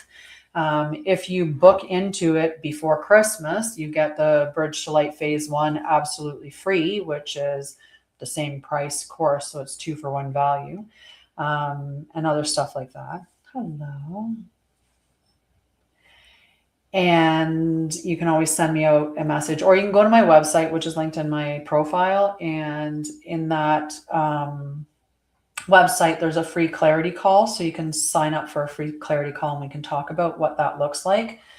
And you can also just continue to walk with me for free here, and we'll walk towards solstice together. There's no pressure. It's only resonance, right? That's what I'm teaching is embodiment, alignment, resonance, vibration, like all of those things. How to connect to Mother Gaia, how to connect to the living sky, how to use those energies, help those energies, work with those energies, however you want to place it. So this new moon is not about becoming someone new. It is about remembering who you already are. Let truth be your compass, let integrity be your anchor, and let embodiment be your path. All right. I told you I had some other stuff I wanted to talk about on embodiment. And I also said that we were going to talk about true sidereal and its expression through Jupiter, because we talked about Mars yesterday. So I'm just giving you a little bit of education about what Christic astrology is like. It uses true sidereal, and then, like I said, it's removed the distortion out of the planets and the signs and the rest of the astrological part of it. So it's using the living sky in the way that it's meant to. And when we do astrological readings, they're actual soul stream readings, which are different. It's not a personality thing. That's not what it is. So we're going to look at Jupiter. If you don't know your natal chart through True Sidereal, you can go to masteringthezodiac.com. There's a free chart there. So you can check it out. If you don't know your birth time, you just do it with that unknown, and you just won't receive your rising sign, because that changes every couple of hours. So it's really hard to tell somebody, well, you're this rising sign when it's changing like that. The only thing you may have to consider in the time of your birth, and I'm pretty sure Mastering the Zodiac covers that when you get your natal chart, is it may tell you that, where did my brain go with this? Oh my gosh. That there was a transit on that day. So if you don't know your birth time, it could say something like, say, the moon moved from Gemini into Cancer. And so it'll give you both of those, saying that depending on what time you were born, morning or evening, let's say the transit was at 3 p.m. So depending on what time you were born, you could be either of these. So it will give you both readings, and then you get to determine which one aligns with you. And then you can look at this information and you can apply the Christic astrology to it, which is then taking out all of the distortions that are written into mainstream astrology. Like I said, all the negativities of all of those signs. So if you're identifying under the sign of Virgo, let's say, and now you have to be this perfectionist who's highly critical and who has OCD and who serves and serves and serves some more, because that's how they make Virgo appear through mainstream astrology. And that's not the case. So I take that stuff out of it. All right. So Jupiter is the expansion gate. And what Jupiter is about is how the soul grows, learns, blesses, and finds meaning. It's a lot different than how they have Jupiter now. Like, they do talk about expansion, so they keep that truth in there, but they talk about abundance and other stuff like that. But they don't include about how the soul's growing or learning, and also finding meaning. So Jupiter reveals how the soul expands. It governs growth, opportunity, and blessing. It's meaning, belief systems, and worldview. It's teaching, wisdom, and higher learning. It's faith, optimism, and moral compass, where life opens doors and says yes. That's Jupiter energy. It's beautiful energy. So if Mars is how you act and Venus is how you receive, right? So the opposites, right? That the masculine and feminine energies, right? So how you give with Mars or how you receive with Venus. Jupiter is how you grow and trust life. So we're going to look at how it moves, or how it represents the interpretation for Jupiter. We're going to look at the interpretation of Jupiter through each of the 12 gates and the 13th sign, so that you can see how it shows up. So if you don't know your stuff, go find out what your chart stuff is. All of these lives are broadcast on YouTube and, for the most part, Facebook. So you can always go and check out the replay there if you wanted to go back and check and see what the sun or the Jupiter or Taurus or whatever, whichever episode. I said Taurus, but Jupiter or Mars or the sun, you can check those ones out. Okay, so how expansion, meaning, and blessing expressed through each gate. Jupiter in Aries expands through courage and initiation. It Aries grows by taking risks and leading boldly. Blessings arrive through decisive action. Faith strengthens through self-trust. Aries. So that's if your Jupiter is in the sign of Aries through True Sidereal. Jupiter in Taurus expands through stability and embodiment. It grows, your soul grows by cultivating patience and value. Blessings arrive through consistency and care, and faith strengthens through grounded trust. Jupiter in Gemini. So Jupiter is at home in both Gemini and Sagittarius. In Gemini, Jupiter expands through learning and change, or you expand, somebody that has Gemini and Jupiter would expand through learning and change. They grow by curiosity, study, and dialogue. Blessings arrive through communication and ideas. Faith strengthens through understanding. Jupiter in Cancer expands through emotional safety and belonging, grows by nurturing self and others. Blessings arrive through home, family, and care. Faith strengthens through emotional security, right? Cancer is the mom of the astrological wheel, with the opposite being Capricorn. The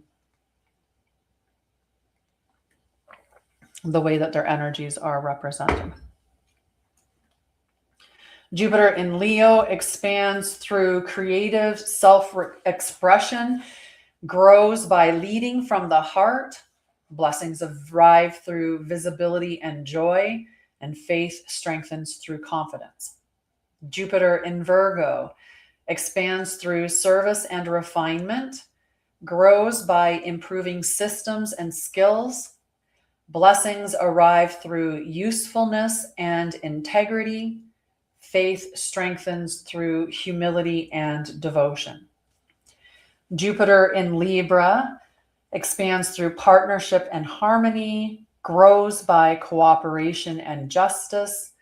Blessings arrive through balance and diplomacy. Faith strengthens through relational trust.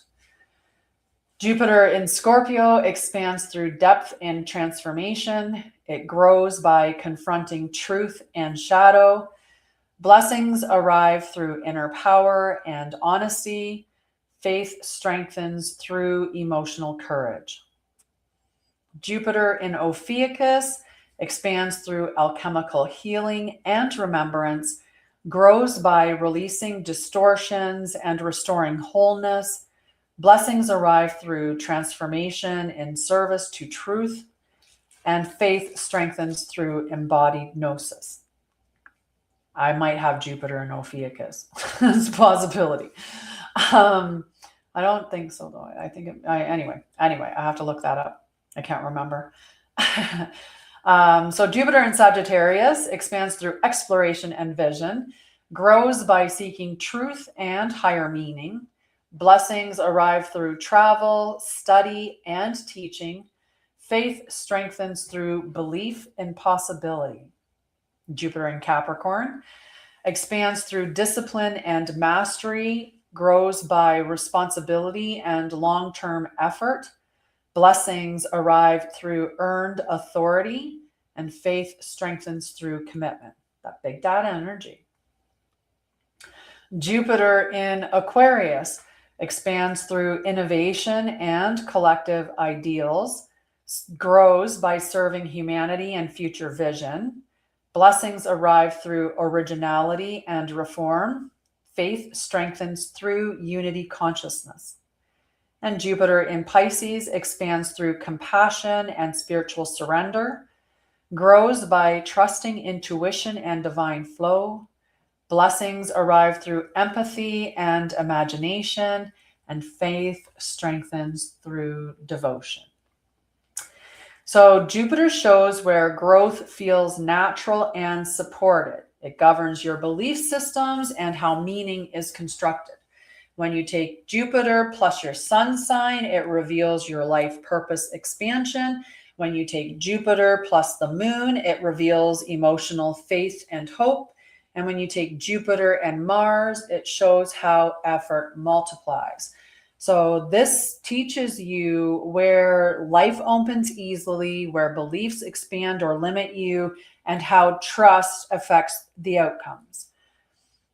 So Jupiter is the teacher self. It represents expansion and authority, wisdom and philosophy, faith and optimism, blessing and abundance, and higher truth.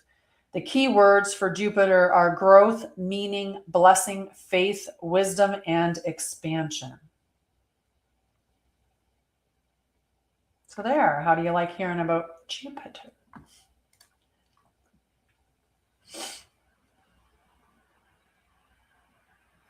Do you know your Jupiter sign?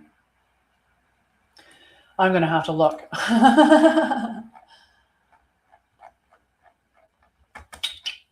Oops.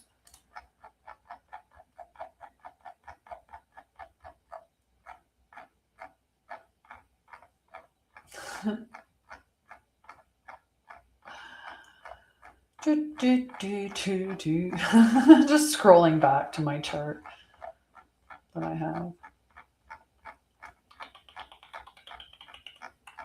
Oh my goodness, that's a long way down.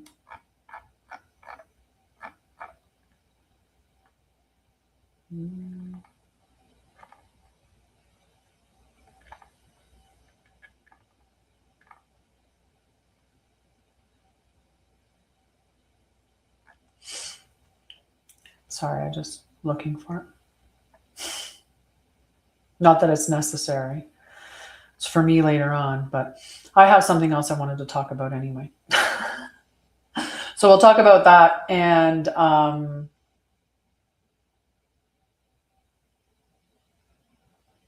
I think mine's in Sagittarius. Midheaven in Sagittarius. Nope, Jupiter in Aquarius. Expansion through community. Yes, that makes sense with what I do, broadcasting and in this type of an environment, right? It makes sense.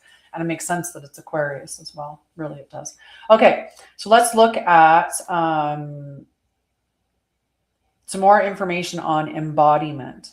Okay, we'll look at how that is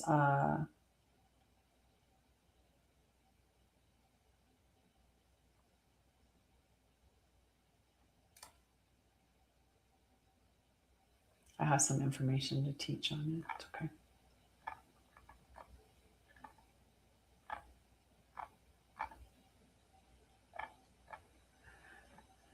Well, there's no accidents, so that's all about my other thing. I thought I had the notes up. I apologize. There, I found it. Jupiter in Cancer. That's beautiful. Okay, perfect. Let's scroll back to our Jupiter in Cancer and read what that says. Because you're the mom, right? So emotional safety and belonging makes sense, right? And you'll see the patterns when they come up when you, because those patterns come up for that growth, right? So the emotional safety and belonging is key. And what you need to do is nurture yourself to begin with and then nurture others. And you do that, right? You definitely are nurturing others.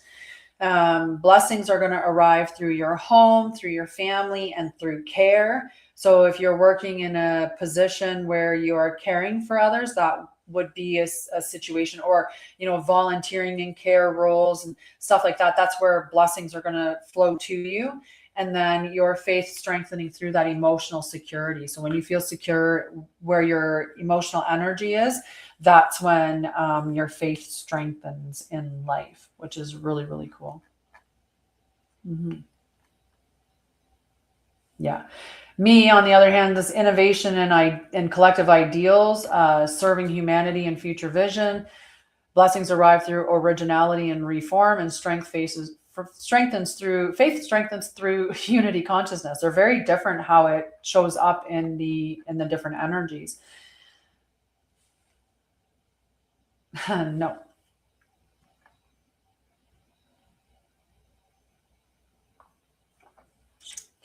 Thanks, but I'm good. I am not a puppet. All right, so let's talk about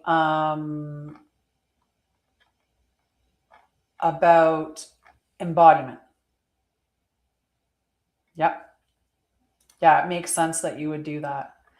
Like, let's talk about embodiment a little bit more.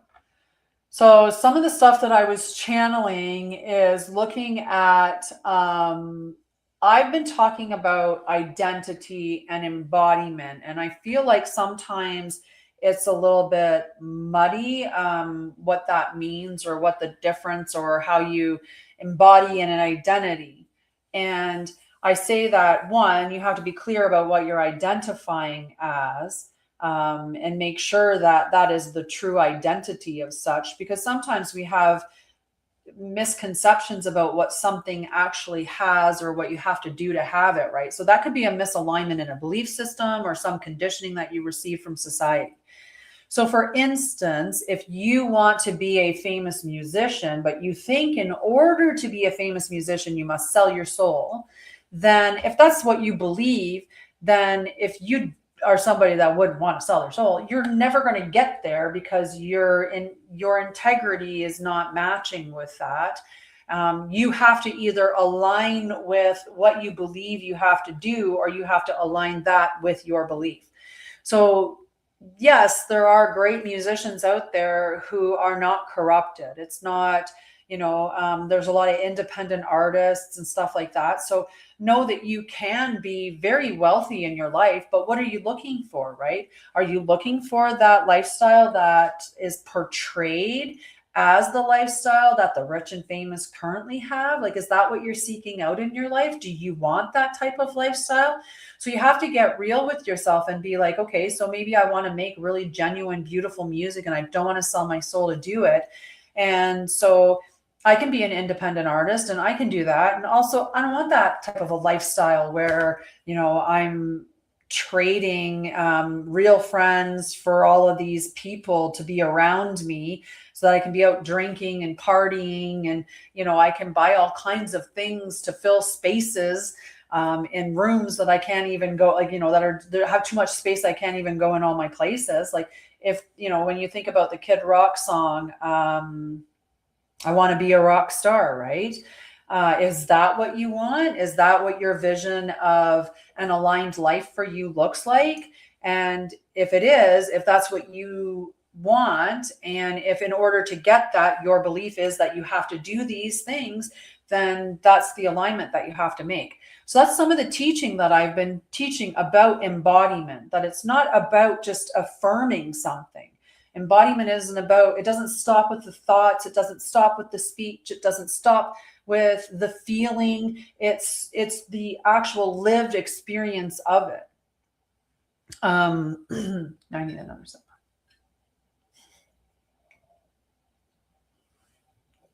It's almost all gone. Sad day. So an identity is simply a set of assumptions you hold about who you are, what is possible for you, what is required for things to happen, and what feels safe or unsafe to receive.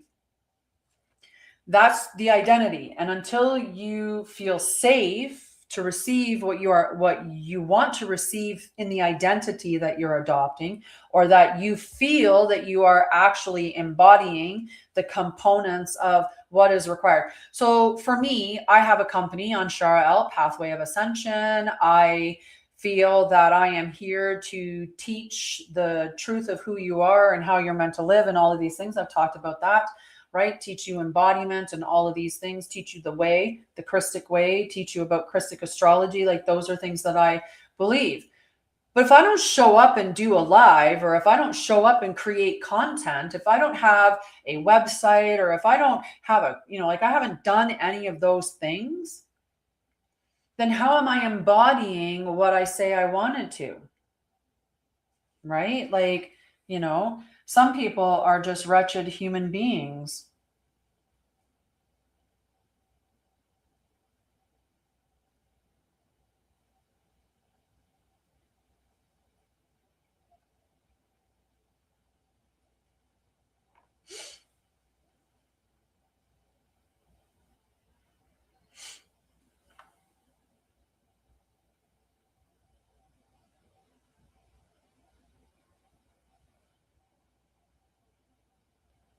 Sorry.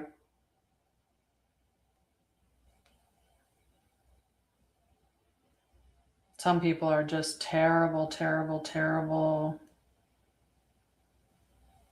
Anyway. Yeah. Okay.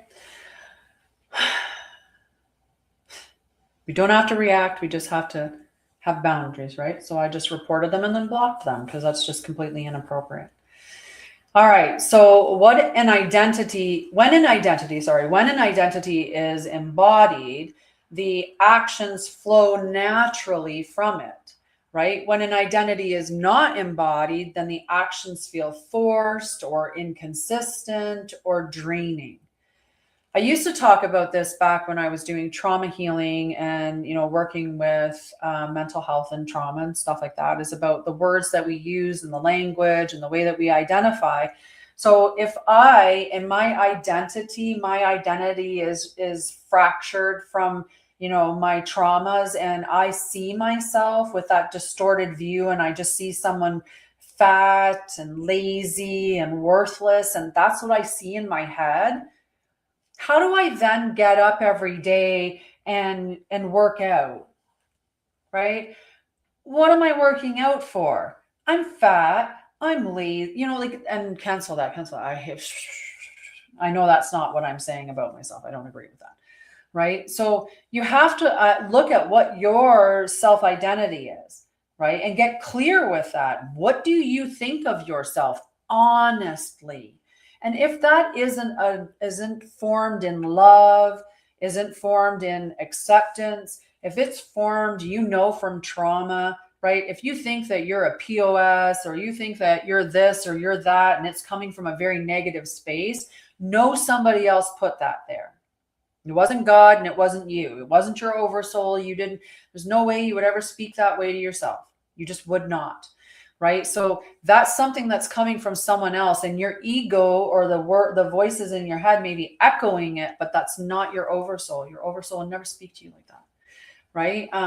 So look at what your identity is of you, and also look at the identity of where you want to be in life. Let's say you wanted to be a spiritual teacher and have a big channel and make lots of money and, travel to all these beautiful spiritual sites and really help bring new earth into form, and you have this big dream.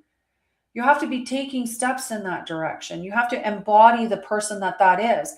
If you think that person has to be super organized, and that person has to have, has to do so much production, and that person has to, whatever the have-tos are, you need to identify, are those accurate have-tos, or are those distortions that are still part of trauma or society and it's misguided stuff, right? Because of the disconnect or the distortions or the manipulations and lies that are around us, so that we stay disconnected from our soul. You can't be messed with when you are sovereign and connected to your soul. People can't take you by your feelings and, influence you to do something that you don't agree with or that doesn't align with you. When you clear the traumas and you can start feeling your body, then you can start feeling distortions through your body. And if you're not doing that, we need to go to Bridge to Light Phase 1, which is on the website, or definitely go join some of my membership groups or get on a call with me and see how I can help you with that. So you don't embody an identity by doing the actions. Okay. It's not that simple. You do the actions because the identity already feels true and safe. Right? That whole fake it till you make it's not the way alignment goes. We're not faking nothing. There's no faking it. Right? You need what is aligned with you. What is aligned with your soul? It's not forced habits equals forced outcome or equals the outcome, right? Identity is the internal permissions and constraints, the natural behavior, the outcome, right? There's nothing forced in that. You have to know what your permissions are that you've aligned yourself with and what constraints you have adopted somewhere that maybe is blocking you from receiving what you're meant to receive. It's that identity and awareness of it, and then living the truth of what it means. So if you look at this like a marathon running, if somebody wants to go out and run a marathon, they have to start running. They have to have a plan, right? If you're running a 26-kilometer marathon, you can't do that from a sedentary lifestyle where you've never ran a day. You can't wish that into existence. You can't think it into place or think it into being. You have to get out there and start doing it, right?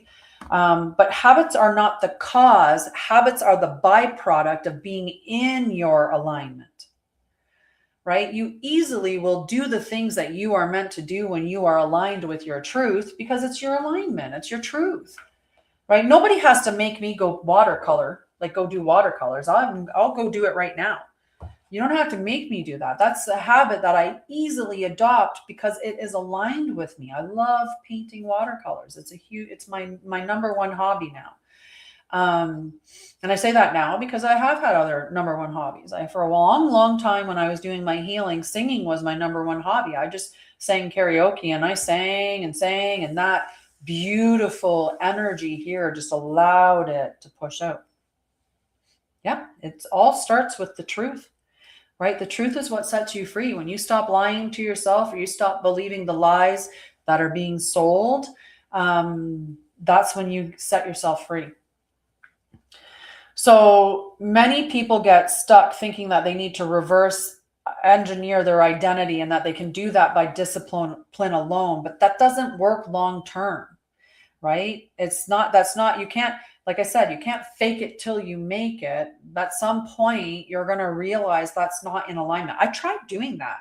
I did that with trauma healing and with all of that for a really long time, right? I was putting so much effort out. I was giving more and more and more and more. And if I just show up, if I just keep showing up, if I show up more, if I produce more, if I create more, if I do more, someone's going to align. If I give it away for free, someone's going to pay because they're going to realize the value that I'm providing. I was in that mental loop because of my incorrect programming that was installed in the beliefs or the values or what I had associated with that particular identity. And it wasn't aligned with me. So, and it's not necessarily that it's not the whole thing needs to be thrown out. It could be pieces that need to be tweaked to put it into alignment. So when people say, I want what that person has, they are unconsciously importing that entire identity, right? They think in order for me to have what that person has, I have to be and do what that person's doing. But that's not necessarily the case, right? Because you think that identity is what produced it. They think that they have to adopt the values and the compromises and the environments and the sacrifices. So like I said, back to that, if you want to be a famous musician, you have to sell your soul. Your nervous system's going to reject that because you're like, I'm not going to accept that identity. Although eventually maybe you will, and then you would accept it, right? And that's why a lot of times people will self-sabotage at the edge of expansion because they want that. It is in alignment with them, but they've got that little distorted thought pattern that they think in order to have that, they have to be that, and that is not in alignment with them. And it's not the case. You have to break the mold. Right? Don't be afraid to be a water phoenix instead of a fire phoenix. That's what my book tomorrow that releases this, Tiana and the Phoenix Who Refuses to Burn, is about a phoenix who likes the water, not fire. So he chooses to just be him and to be a different kind of phoenix. So, so what I teach is embodiment. I don't teach you to embody the identity of the person that you see that has what you want or anything like that.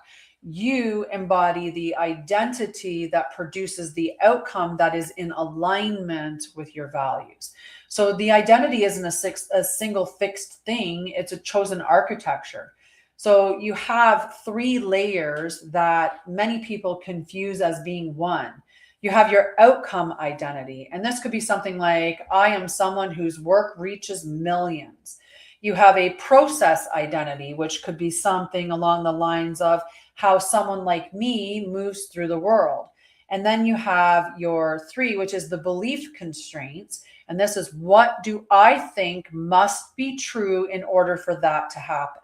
So most people acquire three, right? All of those things in three about what I think must happen for, like, what I must think must be true in order for that to happen. You're just acquiring that from your family, your friends, from culture, from school, from industry, without even questioning it. Right? We haven't even questioned, is that what I have? Is that how I have to be in order to have that? Or can I be me and have that in this way, like a water phoenix, right? So if someone believes I have to hustle to have $1 million company, that belief creates that chronic urgency. Your sympathetic nervous system is in dominance, and it's an identity as someone who survives through effort. So guess what you're going to have to do? It doesn't even matter if you add that, and I want ease, right? You might be saying, I want ease, but that doesn't matter, because you're not going to get it with ease, because your belief system is that that person works for it. They hustle for it. They grind for it, right? So if you're on that pathway, then you need to identify, is that truth, or is that what you've put in place because of what somebody has told you, or because of some way that somebody's living not in alignment? You can get things by hustle. I had a $150,000 a year job working as a nurse when I was at the end of my career there. And so you can get it by hustle. I also burn out and had a lot of illnesses that I had to overcome. And, I had to work through a lot of stuff to overcome what happened when with my burnout. But I think it was more of a breakthrough because of where I ended up after everything. So there's something that you need to notice that's important, is that, so if we'll look at the other aspect, right? So we'll look at this from the other point. So if they say, I want ease, right? That's all they want. Their embodied identity is, I went on that. If they went on ease, then I already said that. So if somebody believes that in order to have $1 million company, they must be aligned and consistent. So I believe that to have $1 million company, I must be aligned and consistent. So what that belief creates is a tolerance for spaciousness, because it's aligned to me. It's not aligned to somebody else, right? I need to be aligned to me, and that's when alignment flows to me. And I just have to be consistent. That doesn't mean that I have to be consistent in the sense of, I have to maintain 20 hours of social media presence per week, and I need to put out, hundreds of pieces of content. It's not about that. This isn't coming from an overflow of, an overabundance of energy being expended. This isn't productive, like a production thing. This is about being in flow and sitting in that space. So this allows for that patience without compounding, because you also give yourself freedom for flexibility. Yes, I am consistent. Yes, I have structure. Yes, I show up.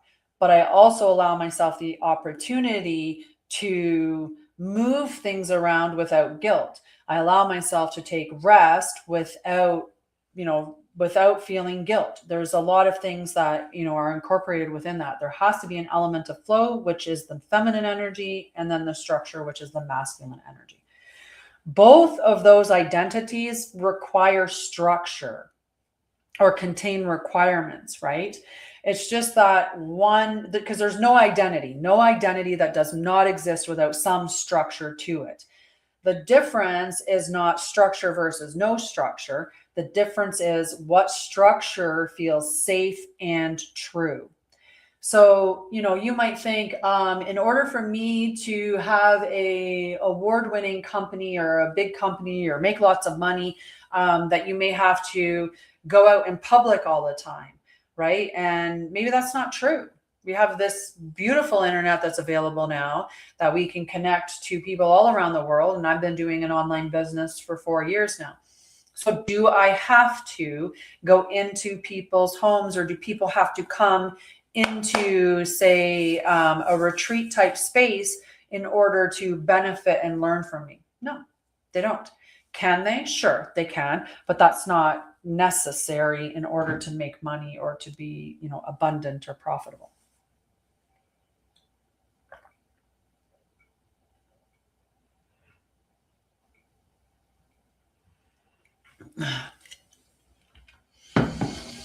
So a lot of times, spiritual teachers will tell you that embodiment means no conditions.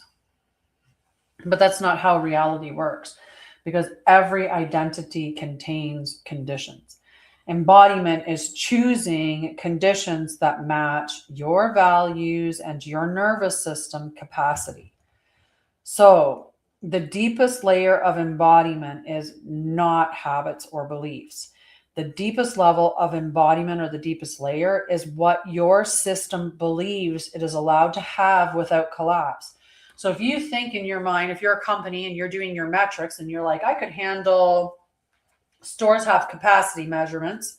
But if you're somebody and you're like, I could handle speaking to a group of 10. That's what you're thinking that your nervous system could handle. So that's what you're going to get. You're not going to speak to a group of 500 if you think that your nervous system would collapse under the weight of that kind of energetic exchange, that kind of conversation, right? I think I can talk to hundreds and hundreds and hundreds of people without an issue, that with my nervous system having issue with that, right?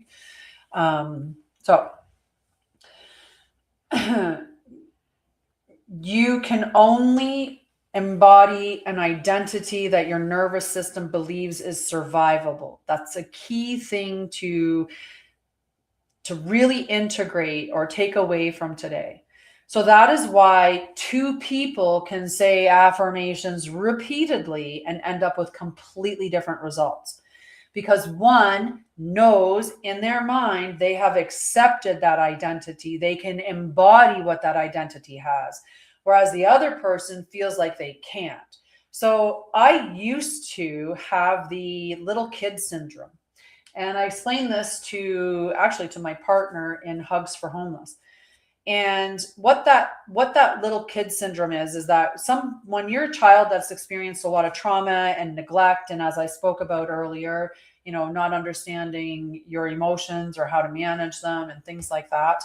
There were numerous times throughout my career. I mean, I pushed myself anyway, but that's my Aries rising that does that. And that's also against my alignment, right? Because it wasn't aligned with me. That's why there had to be a force to do it. But nonetheless, there were many times when I would go into, let's say, an interview. And I went in on this interview one time, and it was for this big, huge management position. And I was in management at the time. But this was managing home care, and they were talking about all these people that you were managing and all these responsibilities. And I was like, who am I to be sitting at this table? Because I felt like a little kid at an adult table is literally how I felt. And you can say that that is imposter syndrome, but it's not that. What it is that there are many things when I was a child that I was given too soon. So I felt very much like an adult too soon in a lot of ways. But as a child, I also didn't get taught emotional maturity and all of those things. So I had a lot of things inside me that felt very much like a child. So when I would sit in a room with other people who felt more like maybe they didn't have the same kind of childhood as me, I would feel like a little kid at that table and like I didn't belong. But it was more of a child thing, not an imposter thing, which is interesting. And now that I've moved beyond that, so that's no longer affecting me, because now I connect with my emotions. And how are you? How are you? You got plans for your new moon?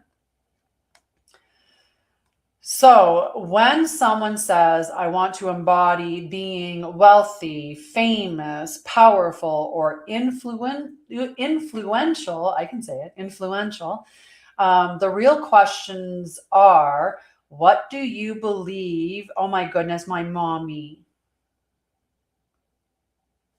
Hi, Mom.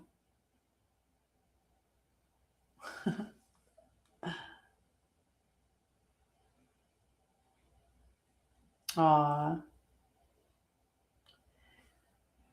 This one's asking more for clarity and direction, truth, taking action, rather than manifesting, like doing the wishy thing. Anyway, so maybe you'll have some time later on.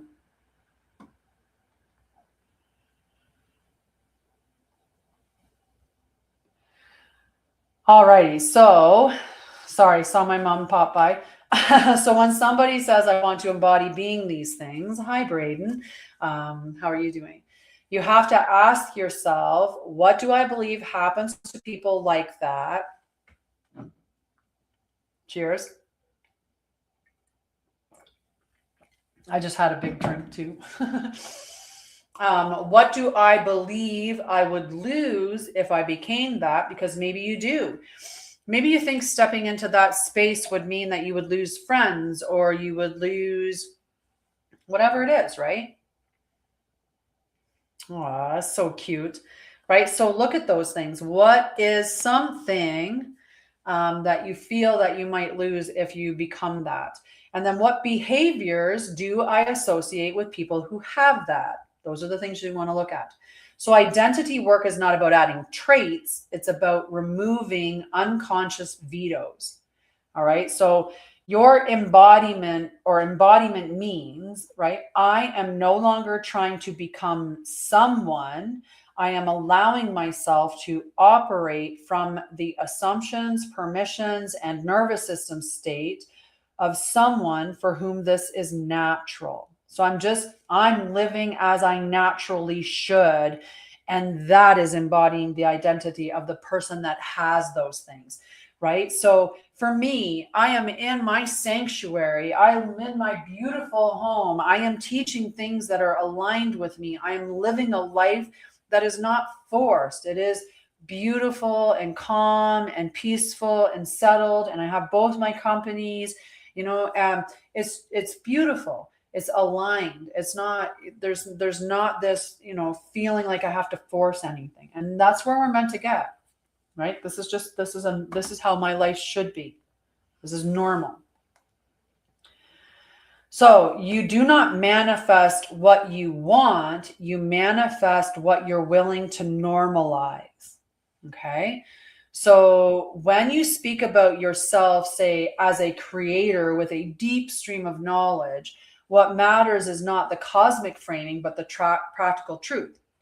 In that sense, you're choosing an identity of someone who is teaching, creating, transmitting insight, consistency over coercion, and alignment over force, right? So embodiment means I don't have to become more to take that or anything. It's just staying congruent and having practices like breath work or meditation, because I need to balance my nervous system to be able to hold the capacity of the growth that happens, right?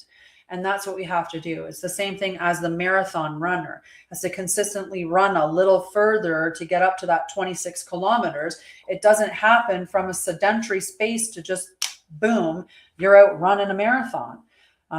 That's not something that you can do by dreaming about it and wishing it and then just getting up and doing it. It doesn't happen that way. No, you have to be it. So let me see. What else did I want to talk about?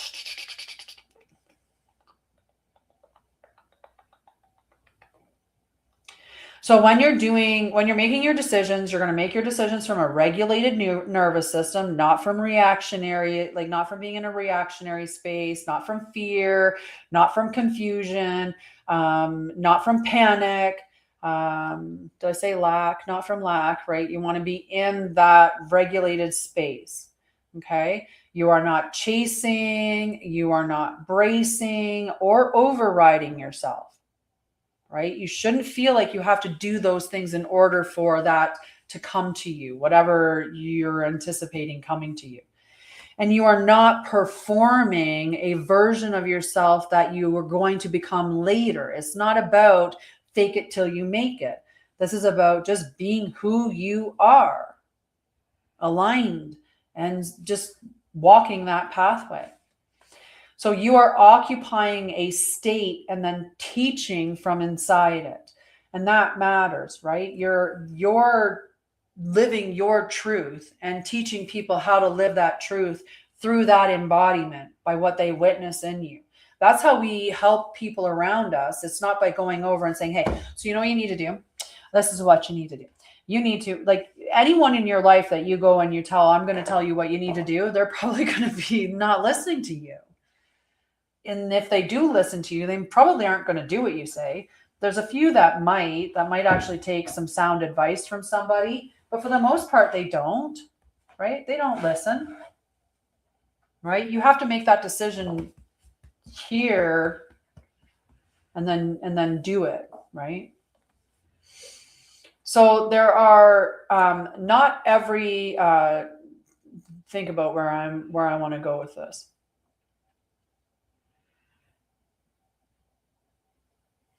Not every time that you feel that something is not in alignment or not perfect, I guess, right? Like if you're thinking about, I'm living my truth, maybe you think something's not quite aligned with your truth. Not every awareness of refinement is a belief that something is wrong. Okay. Just because something may not be completely aligned for you, that may not stop your stream of money, let's say, from coming in. So for example, let's say you've been surfing too much on your phone and you need to look at your device habits, right? That's not in alignment with you to be surfing on your phone, but that's not going to stop the stream of income from coming in, right? Like it's not taking you completely out of alignment, right? It's just something that comes to your awareness for you to identify. And it's either you're moving your belief system to acquire that so it's not out of alignment with you, or you're removing that so that you stay in integrity with your belief system. So the dysregulation signal is, I am not enough yet. I must change to be safe or worthy. The intelligence signal is coming from a different space. It's, I can feel the next calibration that would make this even more coherent. So you start meditating more, maybe, because that's what you feel is the step that you can take to make yourself more coherent, more in alignment with your truth. So you're doing the habit because it's just naturally aligned with that. You're not doing something just because to force yourself to try to be that, because you think you have to do or be something in order to be worthy or get something. So embodiment does not mean stasis either. It is coherence while moving. And that distinction is critical. Okay. So when you want your nervous system regulated, but you also want your identity to settle, right? We're not chasing it all the time. We're not chasing a new identity. You're embodied in your truth, and then you're living from it. So when your identity shouldn't require this constant monitoring in order for it to stay intact. You're not checking yourself daily to go, am I aligned today? Or you're not sitting there going, okay, so how do I balance everything? What do I got to shift? What do I got to remove? What do I got to place where? Oh my God, this is just like, you're forcing it. You're not negotiating with guilt or urgency or collapse. Those are important. Your day has rhythm, your output has honesty, and your rest has permission, right? That's embodiment. It's as simple as that. And I know that might seem like it's not all that simple, but it truly is when you get to it, right? So when we're in embodiment, growth does not come from effort, it comes from capacity. Capacity expands when safety expands. So what do we have to do? We have to figure out what it is that is in our bodies that's still keeping us aligned with things that made us unsafe. So if you had trauma when you were a child and you haven't dealt with that trauma, then there's energy stored in your body that makes you feel unsafe. And you need to deal with that, right? You need to heal that. You need to metabolize it, integrate it, transmute it, transfigure it. There's something that needs to be done. So it's not about what do I need to fix or do because you've went through that space. It now is what becomes safe to hold that wasn't before, because I have moved myself into that grounded, safe space, right? Are you doing breath work? Are you journaling? Are you looking at your shadows? Are you moving the energy through your body? Those things are what we get to, and then the embodiment stage happens. So if you're not doing that, you need to be working on those elements first. So you're not peeling back these layers because you're incomplete. There was never anything wrong with you. You were never flawed. You were never unworthy. You were never undeserving. You were born into this world perfect, but the world was flawed, and you were unfortunately raised by individuals who had flaws, and so on and so forth. So what you're doing is you're allowing the layers to be removed because your system's now metabolizing more truth, more responsibility, more reach, that type of stuff, right? My brain just went dry.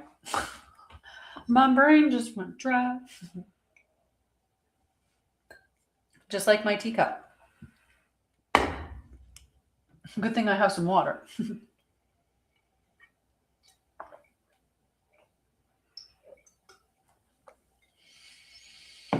So what we're trying to do is live from congruence. We're trying to live inside ourselves without fragmentation.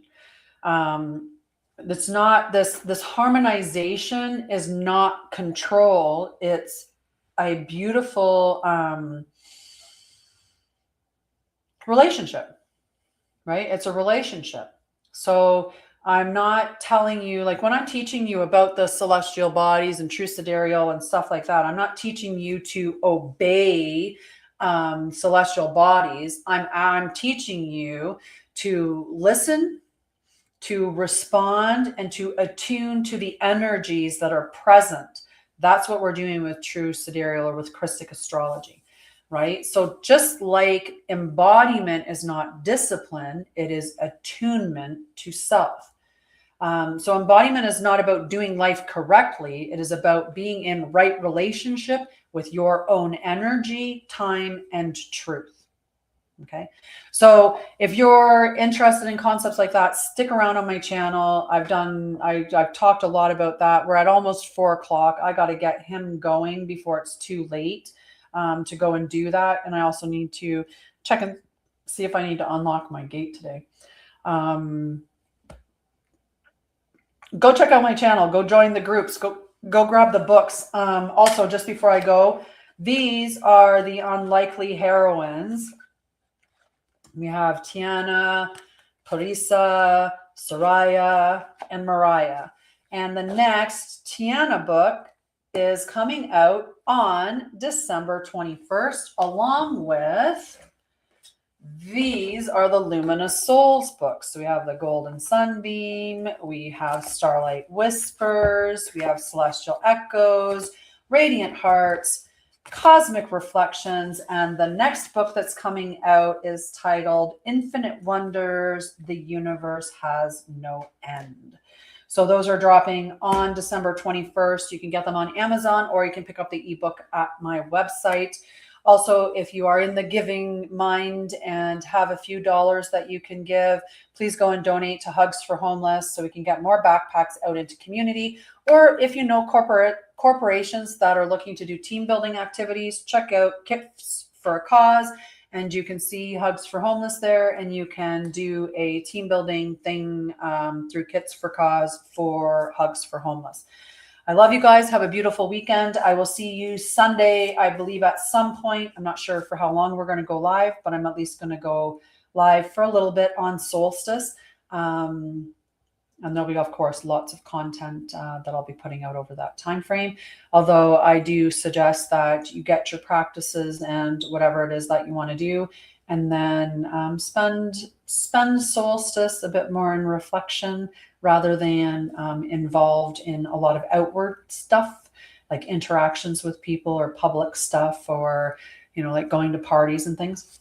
Anyway, love you. I got to go get a whole bunch of warm clothes on so that I can get outside with my dog and walk him before it gets too dark. So I love you guys. Have a wonderful night, and I will see you later. If you're not seeing me on Sunday, I'll see you on Monday right back here, and we'll do the celestial outlook and also embodiment talk, right? Because we're all about embodiment. All right. Love you guys.